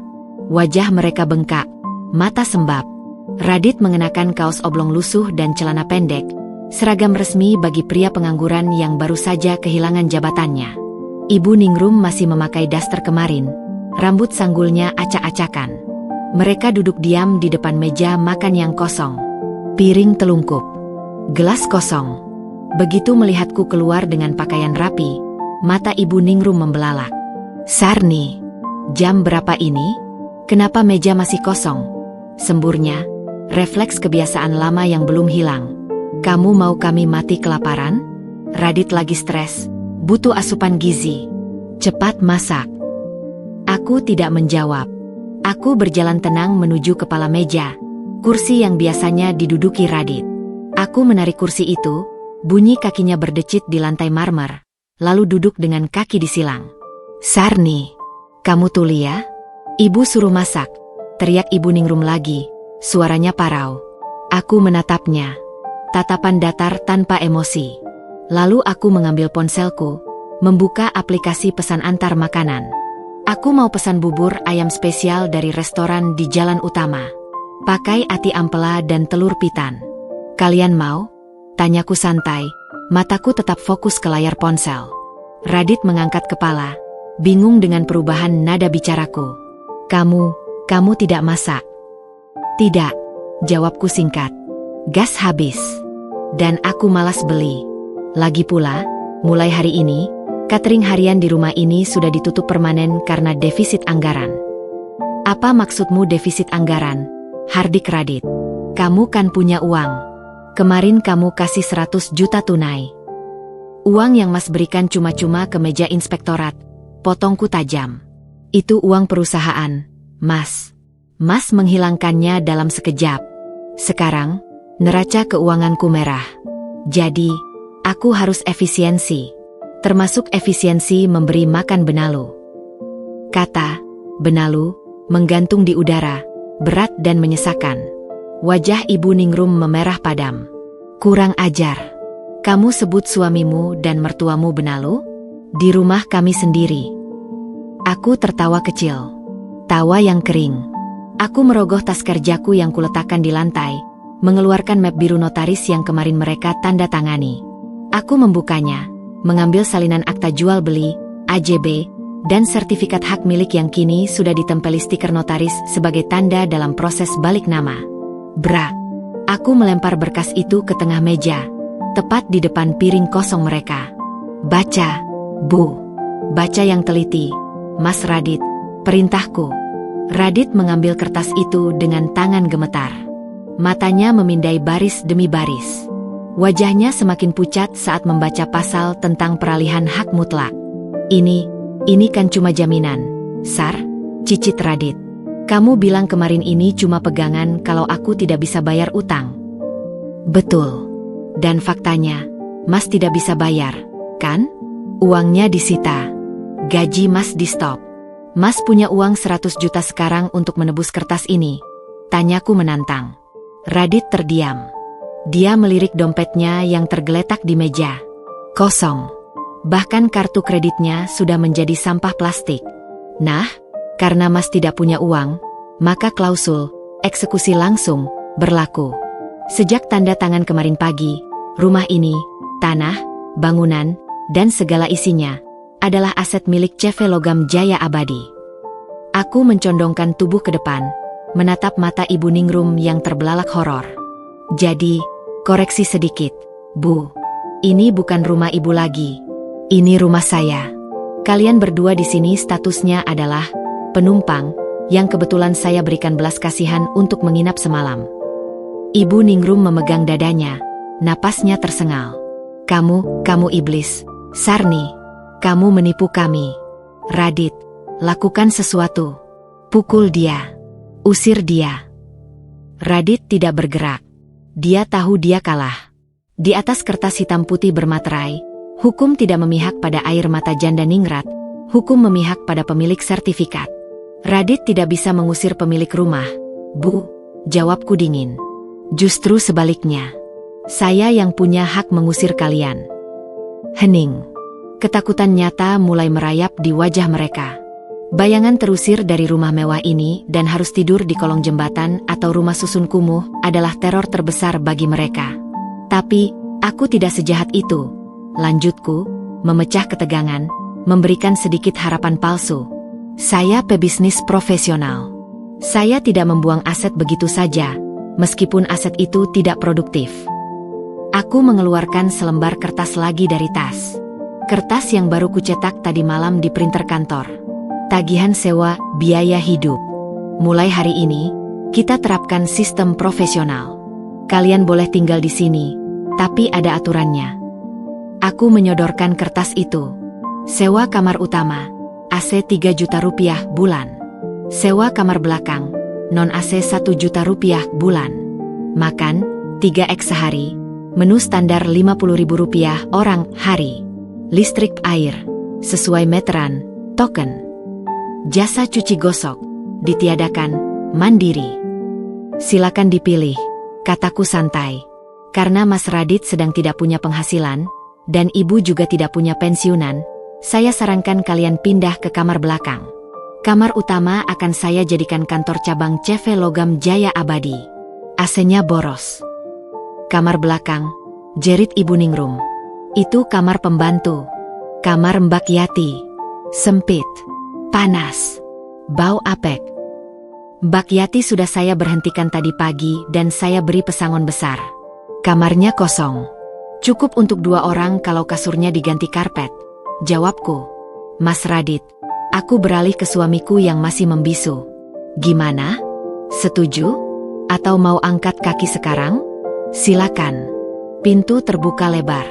Tapi ingat, di luar sana, orang-orang sedang membicarakan skandal korupsimu. Di sini, setidaknya kamu aman dari wartawan. Radit meremas rambutnya. Frustrasi. Dia terjebak. Keluar rumah berarti menghadapi dunia yang menghakiminya. Tetap di sini berarti menjadi budak di rumah sendiri. Kamu tega, Sar. Desisnya. Aku suamimu. Suami yang menjual tanah ibunya demi menutupi utang judi dan biaya selingkuh. Koreksiku tajam. Jangan bicara soal tega, Mas. Bicara soal angka. Aku berdiri. Pesanan bubur ayamku sudah sampai di depan. Dititipkan di pagar. Pikirkan baik-baik tawaran saya. Saya beri waktu sampai jam 12 siang. Kalau setuju, pindahkan barang-barang kalian ke kamar belakang. Kalau tidak, saya panggil Satpol PP untuk pengosongan lahan. Aku berjalan menuju pintu, tapi berhenti sejenak. Aku menunjuk ke arah lemari dapur. Oh iya, kalau lapar, di lemari atas ada mie instan kadaluarsa 2 hari. Masih aman dimakan kok. Gratis. Anggap saja komplimentari dari manajemen baru. Aku melangkah keluar, mengambil bubur ayam panas yang uapnya mengepul harum. Aku duduk di teras depan, menikmati sarapan mahalku sendirian, sambil mendengarkan suara tangisan Ibu Ningrum yang pecah di ruang makan.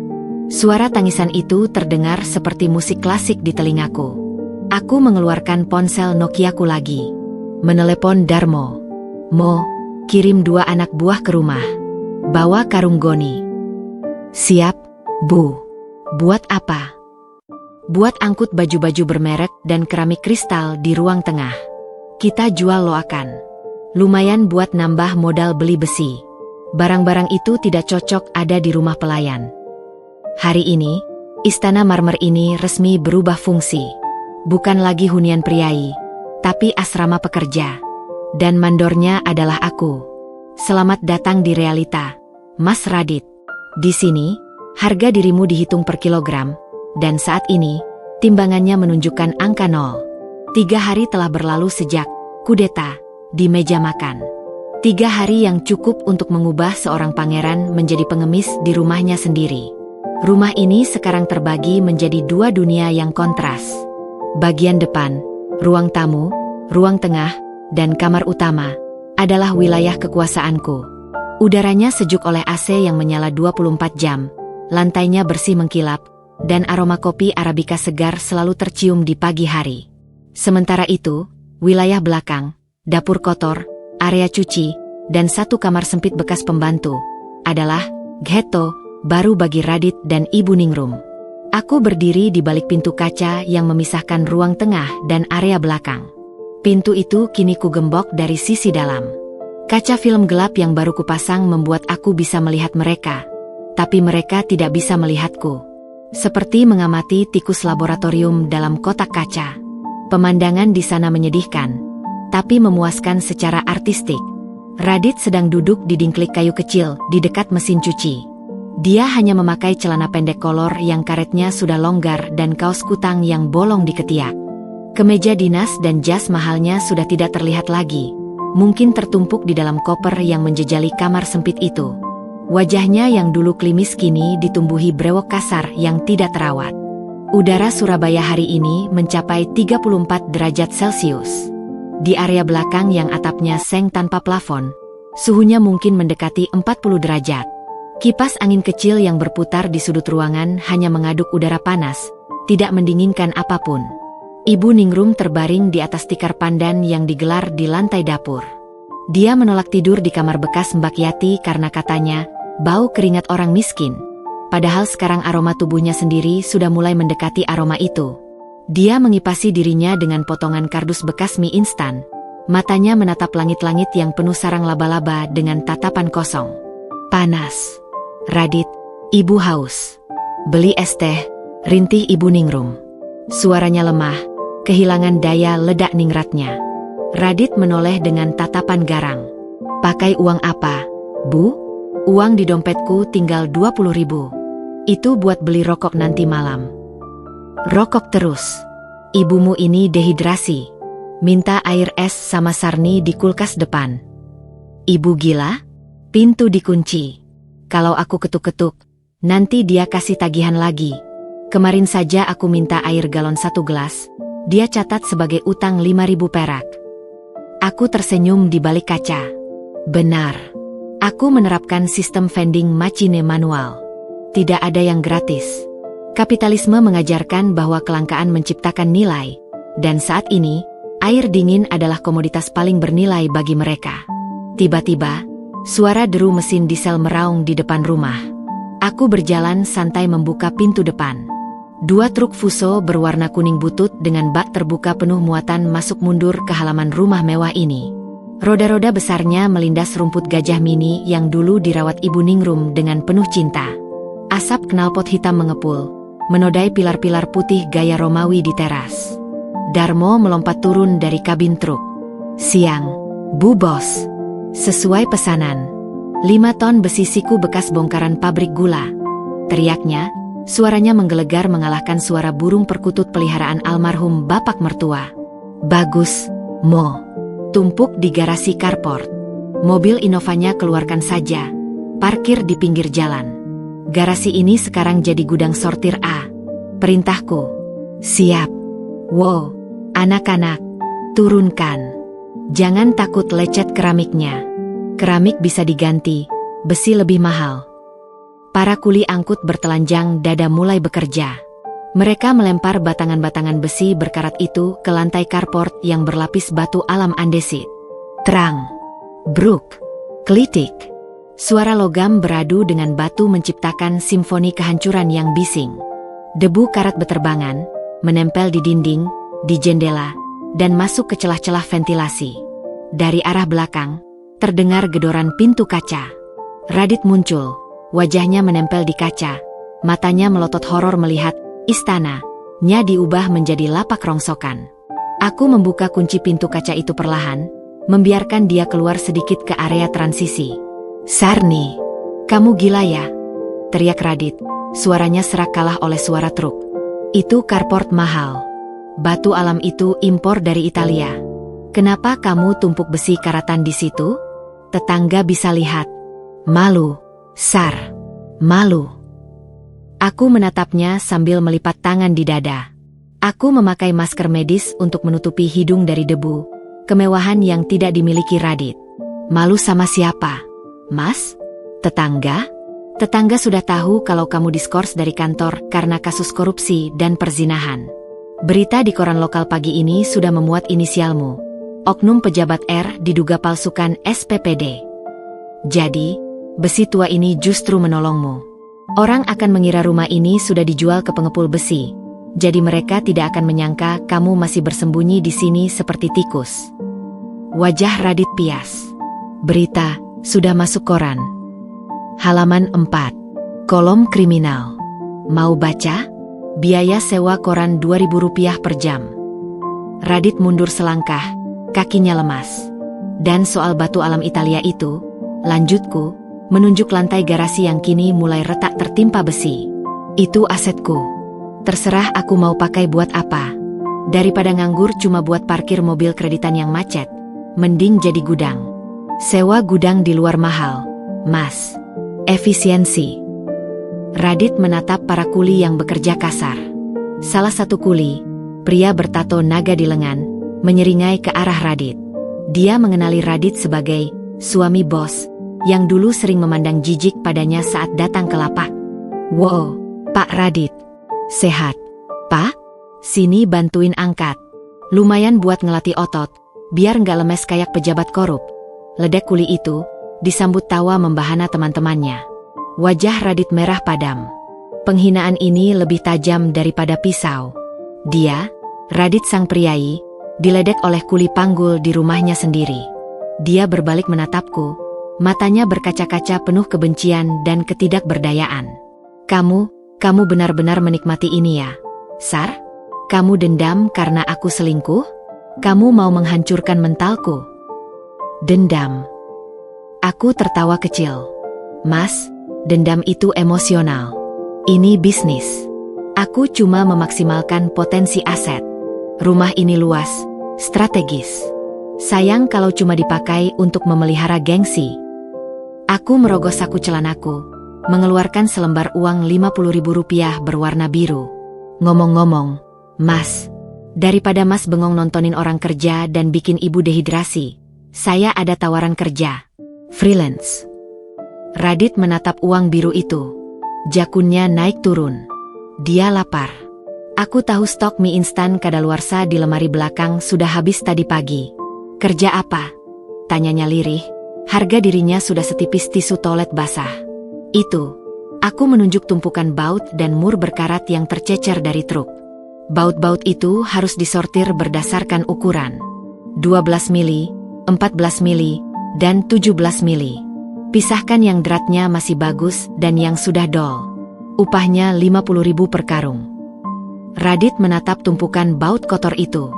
Tangan halusnya gemetar. Kamu suruh aku jadi kuli sortir. Bukan kuli, Mas. Staf logistik junior. Keren kan namanya? Lumayan loh. 50.000 bisa buat beli nasi padang 2 bungkus plus es teh manis buat ibu. Atau Mas mau biarkan ibu pingsan kelaparan hari ini? Radit menoleh ke arah dapur, di mana sayup-sayup terdengar suara batuk kering ibunya. Pilihan yang sulit bagi seorang anak yang berbakti, atau setidaknya yang ingin terlihat berbakti. Perlahan, sangat perlahan, Radit mengulurkan tangannya. Dia tidak mengambil uang itu dari tanganku. Dia berjalan melewati aku, menuju tumpukan baut di lantai garasi. Dia berjongkok. Kemeja mewahnya yang dulu dia banggakan kini digantikan oleh kulit telanjang yang mulai terbakar matahari.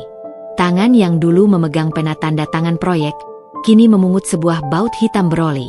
Aku melihat setetes air mata jatuh dari pipinya, mendarat di atas besi berkarat. Bagus, kataku datar. Kerja yang rajin. Nanti sore Pak Darmo akan cek hasilnya. Kalau banyak yang salah sortir, upah dipotong. Aku berbalik, kembali masuk ke dalam rumah yang sejuk, meninggalkan suamiku yang kini resmi menjadi buruh harianku. Saat aku menutup pintu kaca dan menguncinya kembali, aku melihat bayanganku di pantulan kaca. Bukan lagi Sarni, si istri penurut. Wajah di kaca itu adalah wajah predator yang baru saja selesai makan siang. Dingin, kenyang, dan siap mencari mangsa berikutnya. Karena ini belum selesai. Radit mungkin sudah hancur secara fisik dan mental, tapi ada satu hal lagi yang harus kuhancurkan agar kemenangan ini sempurna, harapan. Aku perlu memastikan bahwa Vania, sang selingkuhan, juga mendapatkan bagian dari pesta ini. Karena dalam ekosistem bisnisku, tidak boleh ada hama yang lolos tanpa disemprot racun.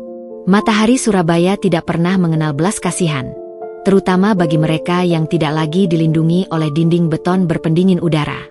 Di halaman belakang rumah mewah yang kini telah berubah fungsi menjadi lapak sortir itu, Radit duduk meringkuk seperti udang kering. Pria yang seminggu lalu masih memegang pulpen Mont Blanc dan menandatangani disposisi anggaran, kini memegang sikat kawat. Jari-jarinya yang dulu lentik dan terawat, kini melepuh, merah, dan di beberapa bagian mulai bernanah karena tergores karat besi yang tajam. Tidak ada plester luka, tidak ada obat merah. Sarni tidak menyediakannya di warung kejujuran miliknya. Jika Radit ingin obat, dia harus menyortir 2 karung baut lagi untuk membelinya. Radit mengusap keringat yang bercampur debu hitam di dahinya dengan punggung tangan. Bau anyir darah kering dan oli bekas kini menjadi aroma alaminya. Ia menatap nanar ke arah tumpukan besi siku di hadapannya. Tumpukan itu tampak tidak ada habisnya, seperti dosa-dosanya. Di sudut teras belakang yang sempit, Ibu Ningrum duduk di atas dingklik plastik pecah. Kondisi wanita tua itu jauh lebih mengenaskan. Rambut sanggulnya yang dulu sasakannya tinggi menjulang, kini lepek dan terurai sebagian, membuatnya tampak seperti orang gila di perempatan jalan. Tatapannya kosong, terpaku pada seekor tikus got gemuk yang berlari melintasi saluran air terbuka. Tamu, ada tamu. Gumam Ibu Ningrum pelan, menunjuk tikus itu sambil tersenyum hampa. Siapkan teh manis, Sarni. Jangan lupa gula batunya. Tamu ini bawa kabar promosi jabatan Radit. Radit menoleh, hatinya remuk redam mendengar delusi ibunya. Bu, itu tikus. Bu, bukan tamu, bisiknya serak. Tenggorokannya kering kerontang. Tikus? Hus. Jangan sembarangan. Itu Pak Kepala Dinas, hardik Ibu Ningrum, lalu kembali mengipas-ngipas wajahnya dengan potongan kardus bekas. Radit, kamu kok kotor sekali? Mandi sana. Nanti kalau Sarni pulang bawa uang, kita belanja ke Tunjungan Plaza. Ibu mau beli kebaya baru. Radit hanya bisa menunduk. Ibunya sudah mulai kehilangan pijakan pada realitas. Tekanan kemiskinan mendadak dan hilangnya status sosial telah menghancurkan kewarasan wanita tua itu lebih cepat daripada rayap memakan kayu. Dari balik pintu kaca yang memisahkan neraka mereka dengan surga, Sarni, terdengar suara tawa renyah. Sarni sedang menerima telepon di ruang tengah yang sejuk. Dia terlihat anggun dengan setelan blazer kerjanya, duduk di sofa kulit yang empuk, menikmati segelas jus jeruk dingin yang embunnya menetes menggoda. Radit menatap gelas itu dengan tatapan lapar yang menyedihkan. Dia ingat rasa manis dan dinginnya. Rasa yang kini terasa semewah berlian. Namun, penderitaan Radit di halaman belakang hanyalah separuh dari lukisan karma yang sedang dilukis oleh Sarni. Di belahan kota lain, di sebuah butik barang preloved mewah di pusat kota, Fania sedang menghadapi mimpi buruknya sendiri. Wanita selingkuhan itu berdiri dengan wajah pucat di depan meja kasir. Dia mengenakan gaun merah marun yang sama dengan yang dipakainya saat ke Bali, namun kini auranya suram. Di tangannya, dia mencengkeram tas tangan bermerek, hadiah dari Radit yang dibeli dengan kartu kredit curian. Fania berniat menjual tas itu untuk menyambung hidup setelah dia dipecat secara tidak hormat dari kantor dinas pagi ini. "Maaf, Mbak. Tas ini tidak bisa kami terima," ucap pemilik butik dingin, mendorong tas itu kembali ke arah Fania. "Kenapa? Ini asli. Ada sertifikatnya. Saya butuh uang tunai cepat. Saya jual rugi deh," desak Fania, suaranya panik. Pemilik butik menatap Fania dengan pandangan menyelidik. Dia memutar layar komputer kasirnya ke hadapan Fania. "Tas ini masuk dalam database barang sengketa kepolisian, Mbak. Dilaporkan sebagai barang bukti gratifikasi dan penggelapan aset rumah tangga atas laporan Ibu Sarni, pemilik CV Logam Jaya Abadi. Nomor serinya sudah diblokir di semua jaringan reseller resmi." Lutut Fania lemas. "Apa? Dilaporkan? Tapi ini hadiah. Hadiah dari pacar saya. Hadiah yang dibeli menggunakan uang hasil kejahatan korupsi dan penipuan suami orang. Statusnya adalah barang sitaan, Mbak," sahut sebuah suara berat dari belakang. Fania berbalik. 2 orang petugas kepolisian berseragam lengkap berdiri di sana, didampingi oleh seorang pengacara berwajah kaku, pengacara perusahaan Sarni. "Saudari Fania?" tanya polisi itu. "Kami mendapat laporan bahwa Anda berusaha memindahtangankan barang bukti. Selain itu, Anda juga dipanggil terkait dugaan persekongkolan pemalsuan dokumen negara SPPD. Silakan ikut kami ke kantor." "Tidak. Saya tidak tahu apa-apa. Radit yang salah. Radit yang memalsukan semuanya. Saya cuma diajak," jerit Fania histeris saat tangannya digiring keluar butik.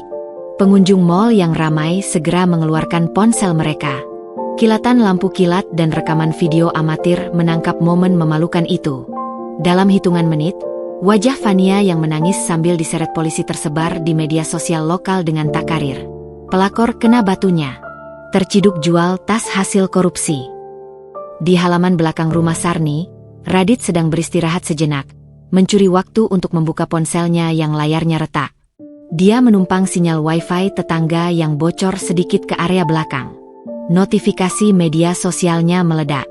Bukan ucapan selamat atau dukungan, melainkan caci maki dan tautan video. Jantung Radit berhenti berdetak saat dia melihat video Fania yang sedang viral itu. Dia melihat wanita yang dicintainya, wanita yang demi dia, Radit rela menghancurkan keluarganya, kini berteriak menyalahkan dirinya di depan umum. "Radit yang salah. Radit penipu. Saya cuma korban." Teriakan Fania di video itu menusuk telinga Radit lebih tajam daripada omelan Sarni. Radit menjatuhkan ponselnya ke tanah. Habis sudah. Cintanya palsu. Pengorbanannya sia-sia. Jabatannya hilang. Rumahnya dirampas. Dan sekarang, dia menjadi tertawaan satu kota. Dia bukan lagi Radit sang pejabat muda yang prospektif. Dia adalah Radit si bodoh yang ditipu pelakor dan digilas istri sendiri. Dia mendongak menatap langit yang terik.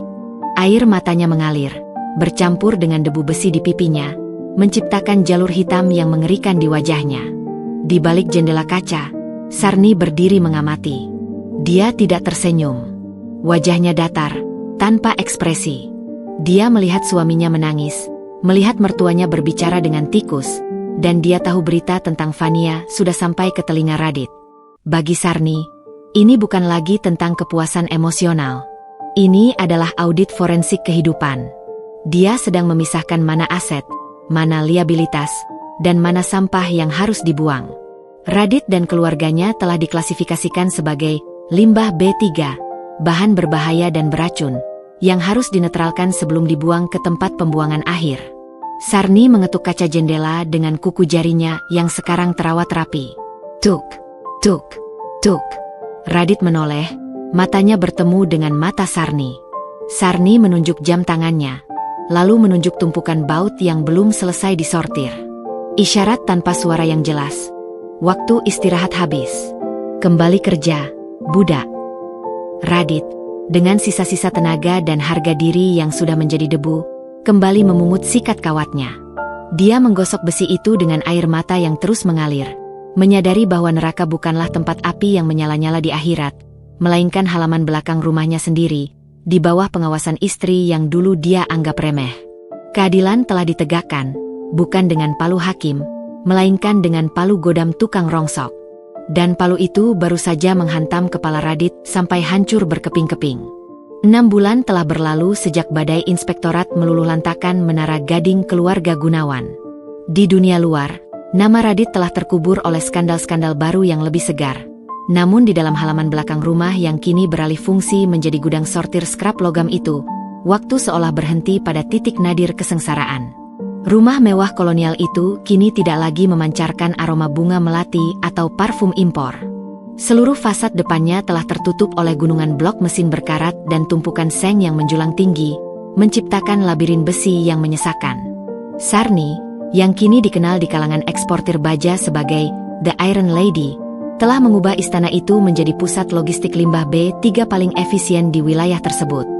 Di area belakang yang kini semakin kumuh, Radit terlihat sedang mengaduk-aduk tumpukan sisa kabel tembaga.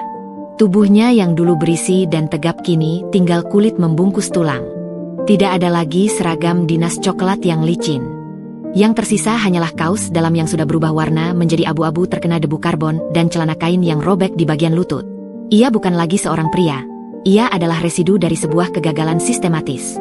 Setiap pagi, Radit harus mengantre di depan pintu dapur untuk menerima jatah makan siangnya. Sebungkus nasi kucing dengan lauk sisa yang diletakkan Sarni di atas meja kayu kusam. Tidak ada kata-kata. Tidak ada tatapan mata.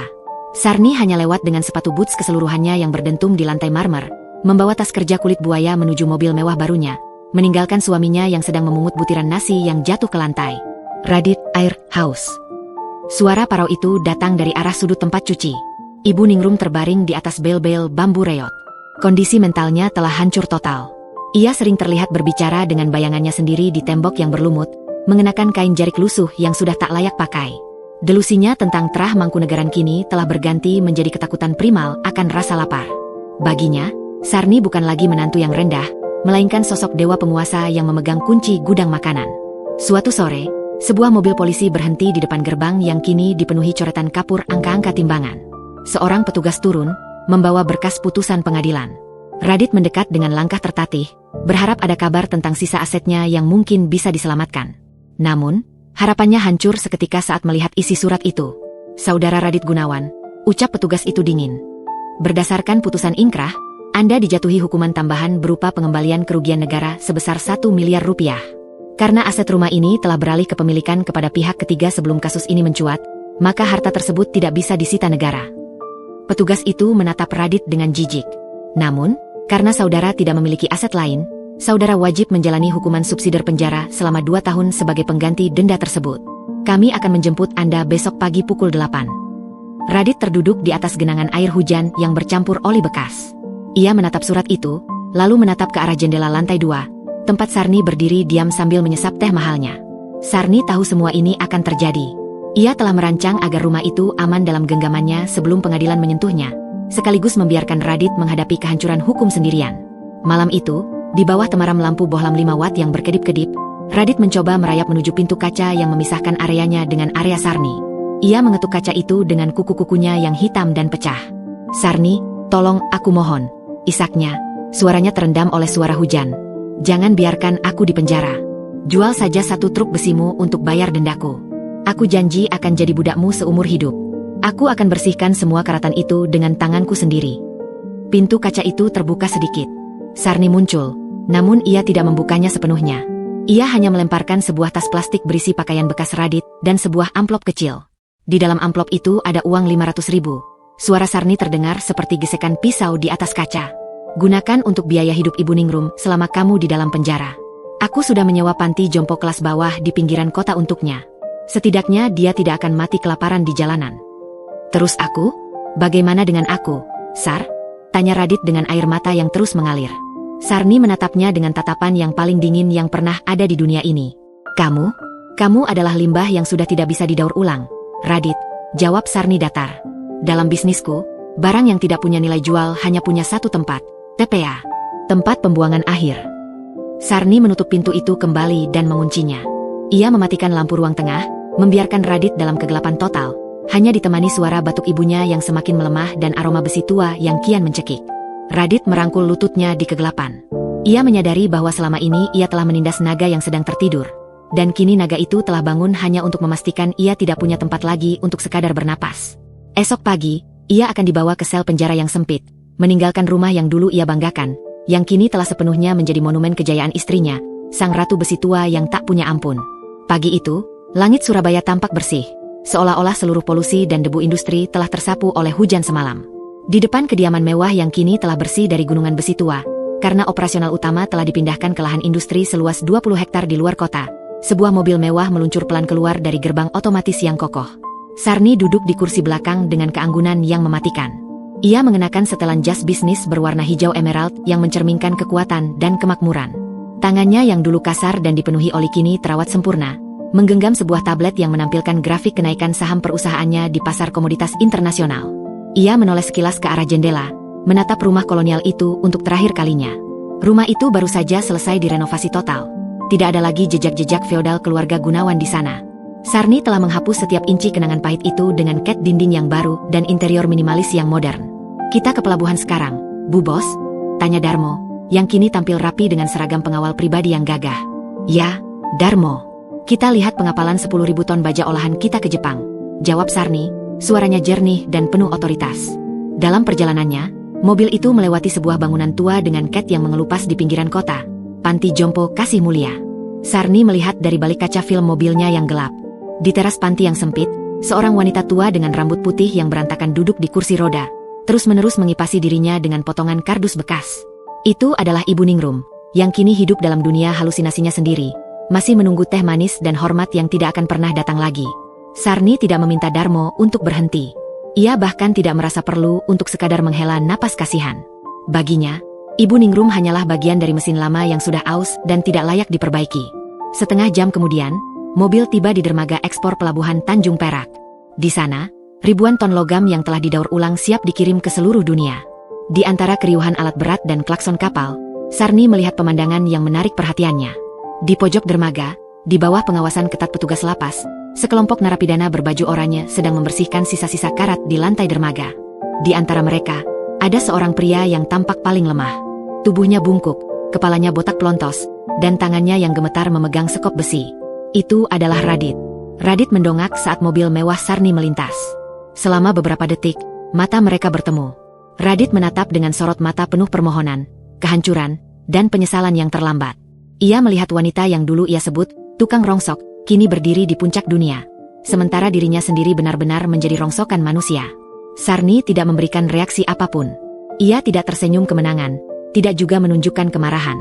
Ia hanya menurunkan sedikit kacamata hitamnya, menatap Radit seolah pria itu adalah sebutir debu yang mengganggu pandangannya, lalu membuang muka kembali ke arah kapal kargo raksasanya.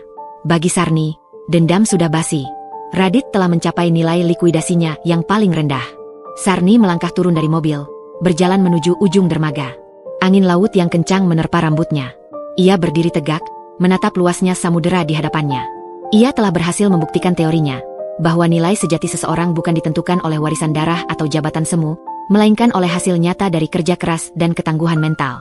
Darmo, panggil Sarni tanpa menoleh. Nggih, Bu Bos.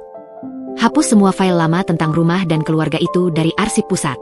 Saya tidak ingin ada residu masa lalu yang mengotori laporan tahunan kita. Siap, Bu Bos. Semuanya sudah dimusnahkan. Sarni tersenyum tipis, sebuah senyum kepuasan yang dingin. Hidupnya kini adalah sebuah mesin yang bekerja sempurna, tanpa gesekan, tanpa hambatan. Ia telah memotong semua bagian yang berkarat dari hidupnya dan meleburnya menjadi sesuatu yang baru dan jauh lebih berharga. Ia adalah Sarni, sang ratu besi tua. Dan di kerajaannya yang megah ini, hanya ada tempat bagi mereka yang punya nilai, bukan bagi mereka yang hanya menjadi beban di atas pundak orang lain. Mobil mewah itu kemudian melesat pergi, meninggalkan pelabuhan, meninggalkan masa lalu, dan menuju masa depan yang sepenuhnya miliknya. Tamat.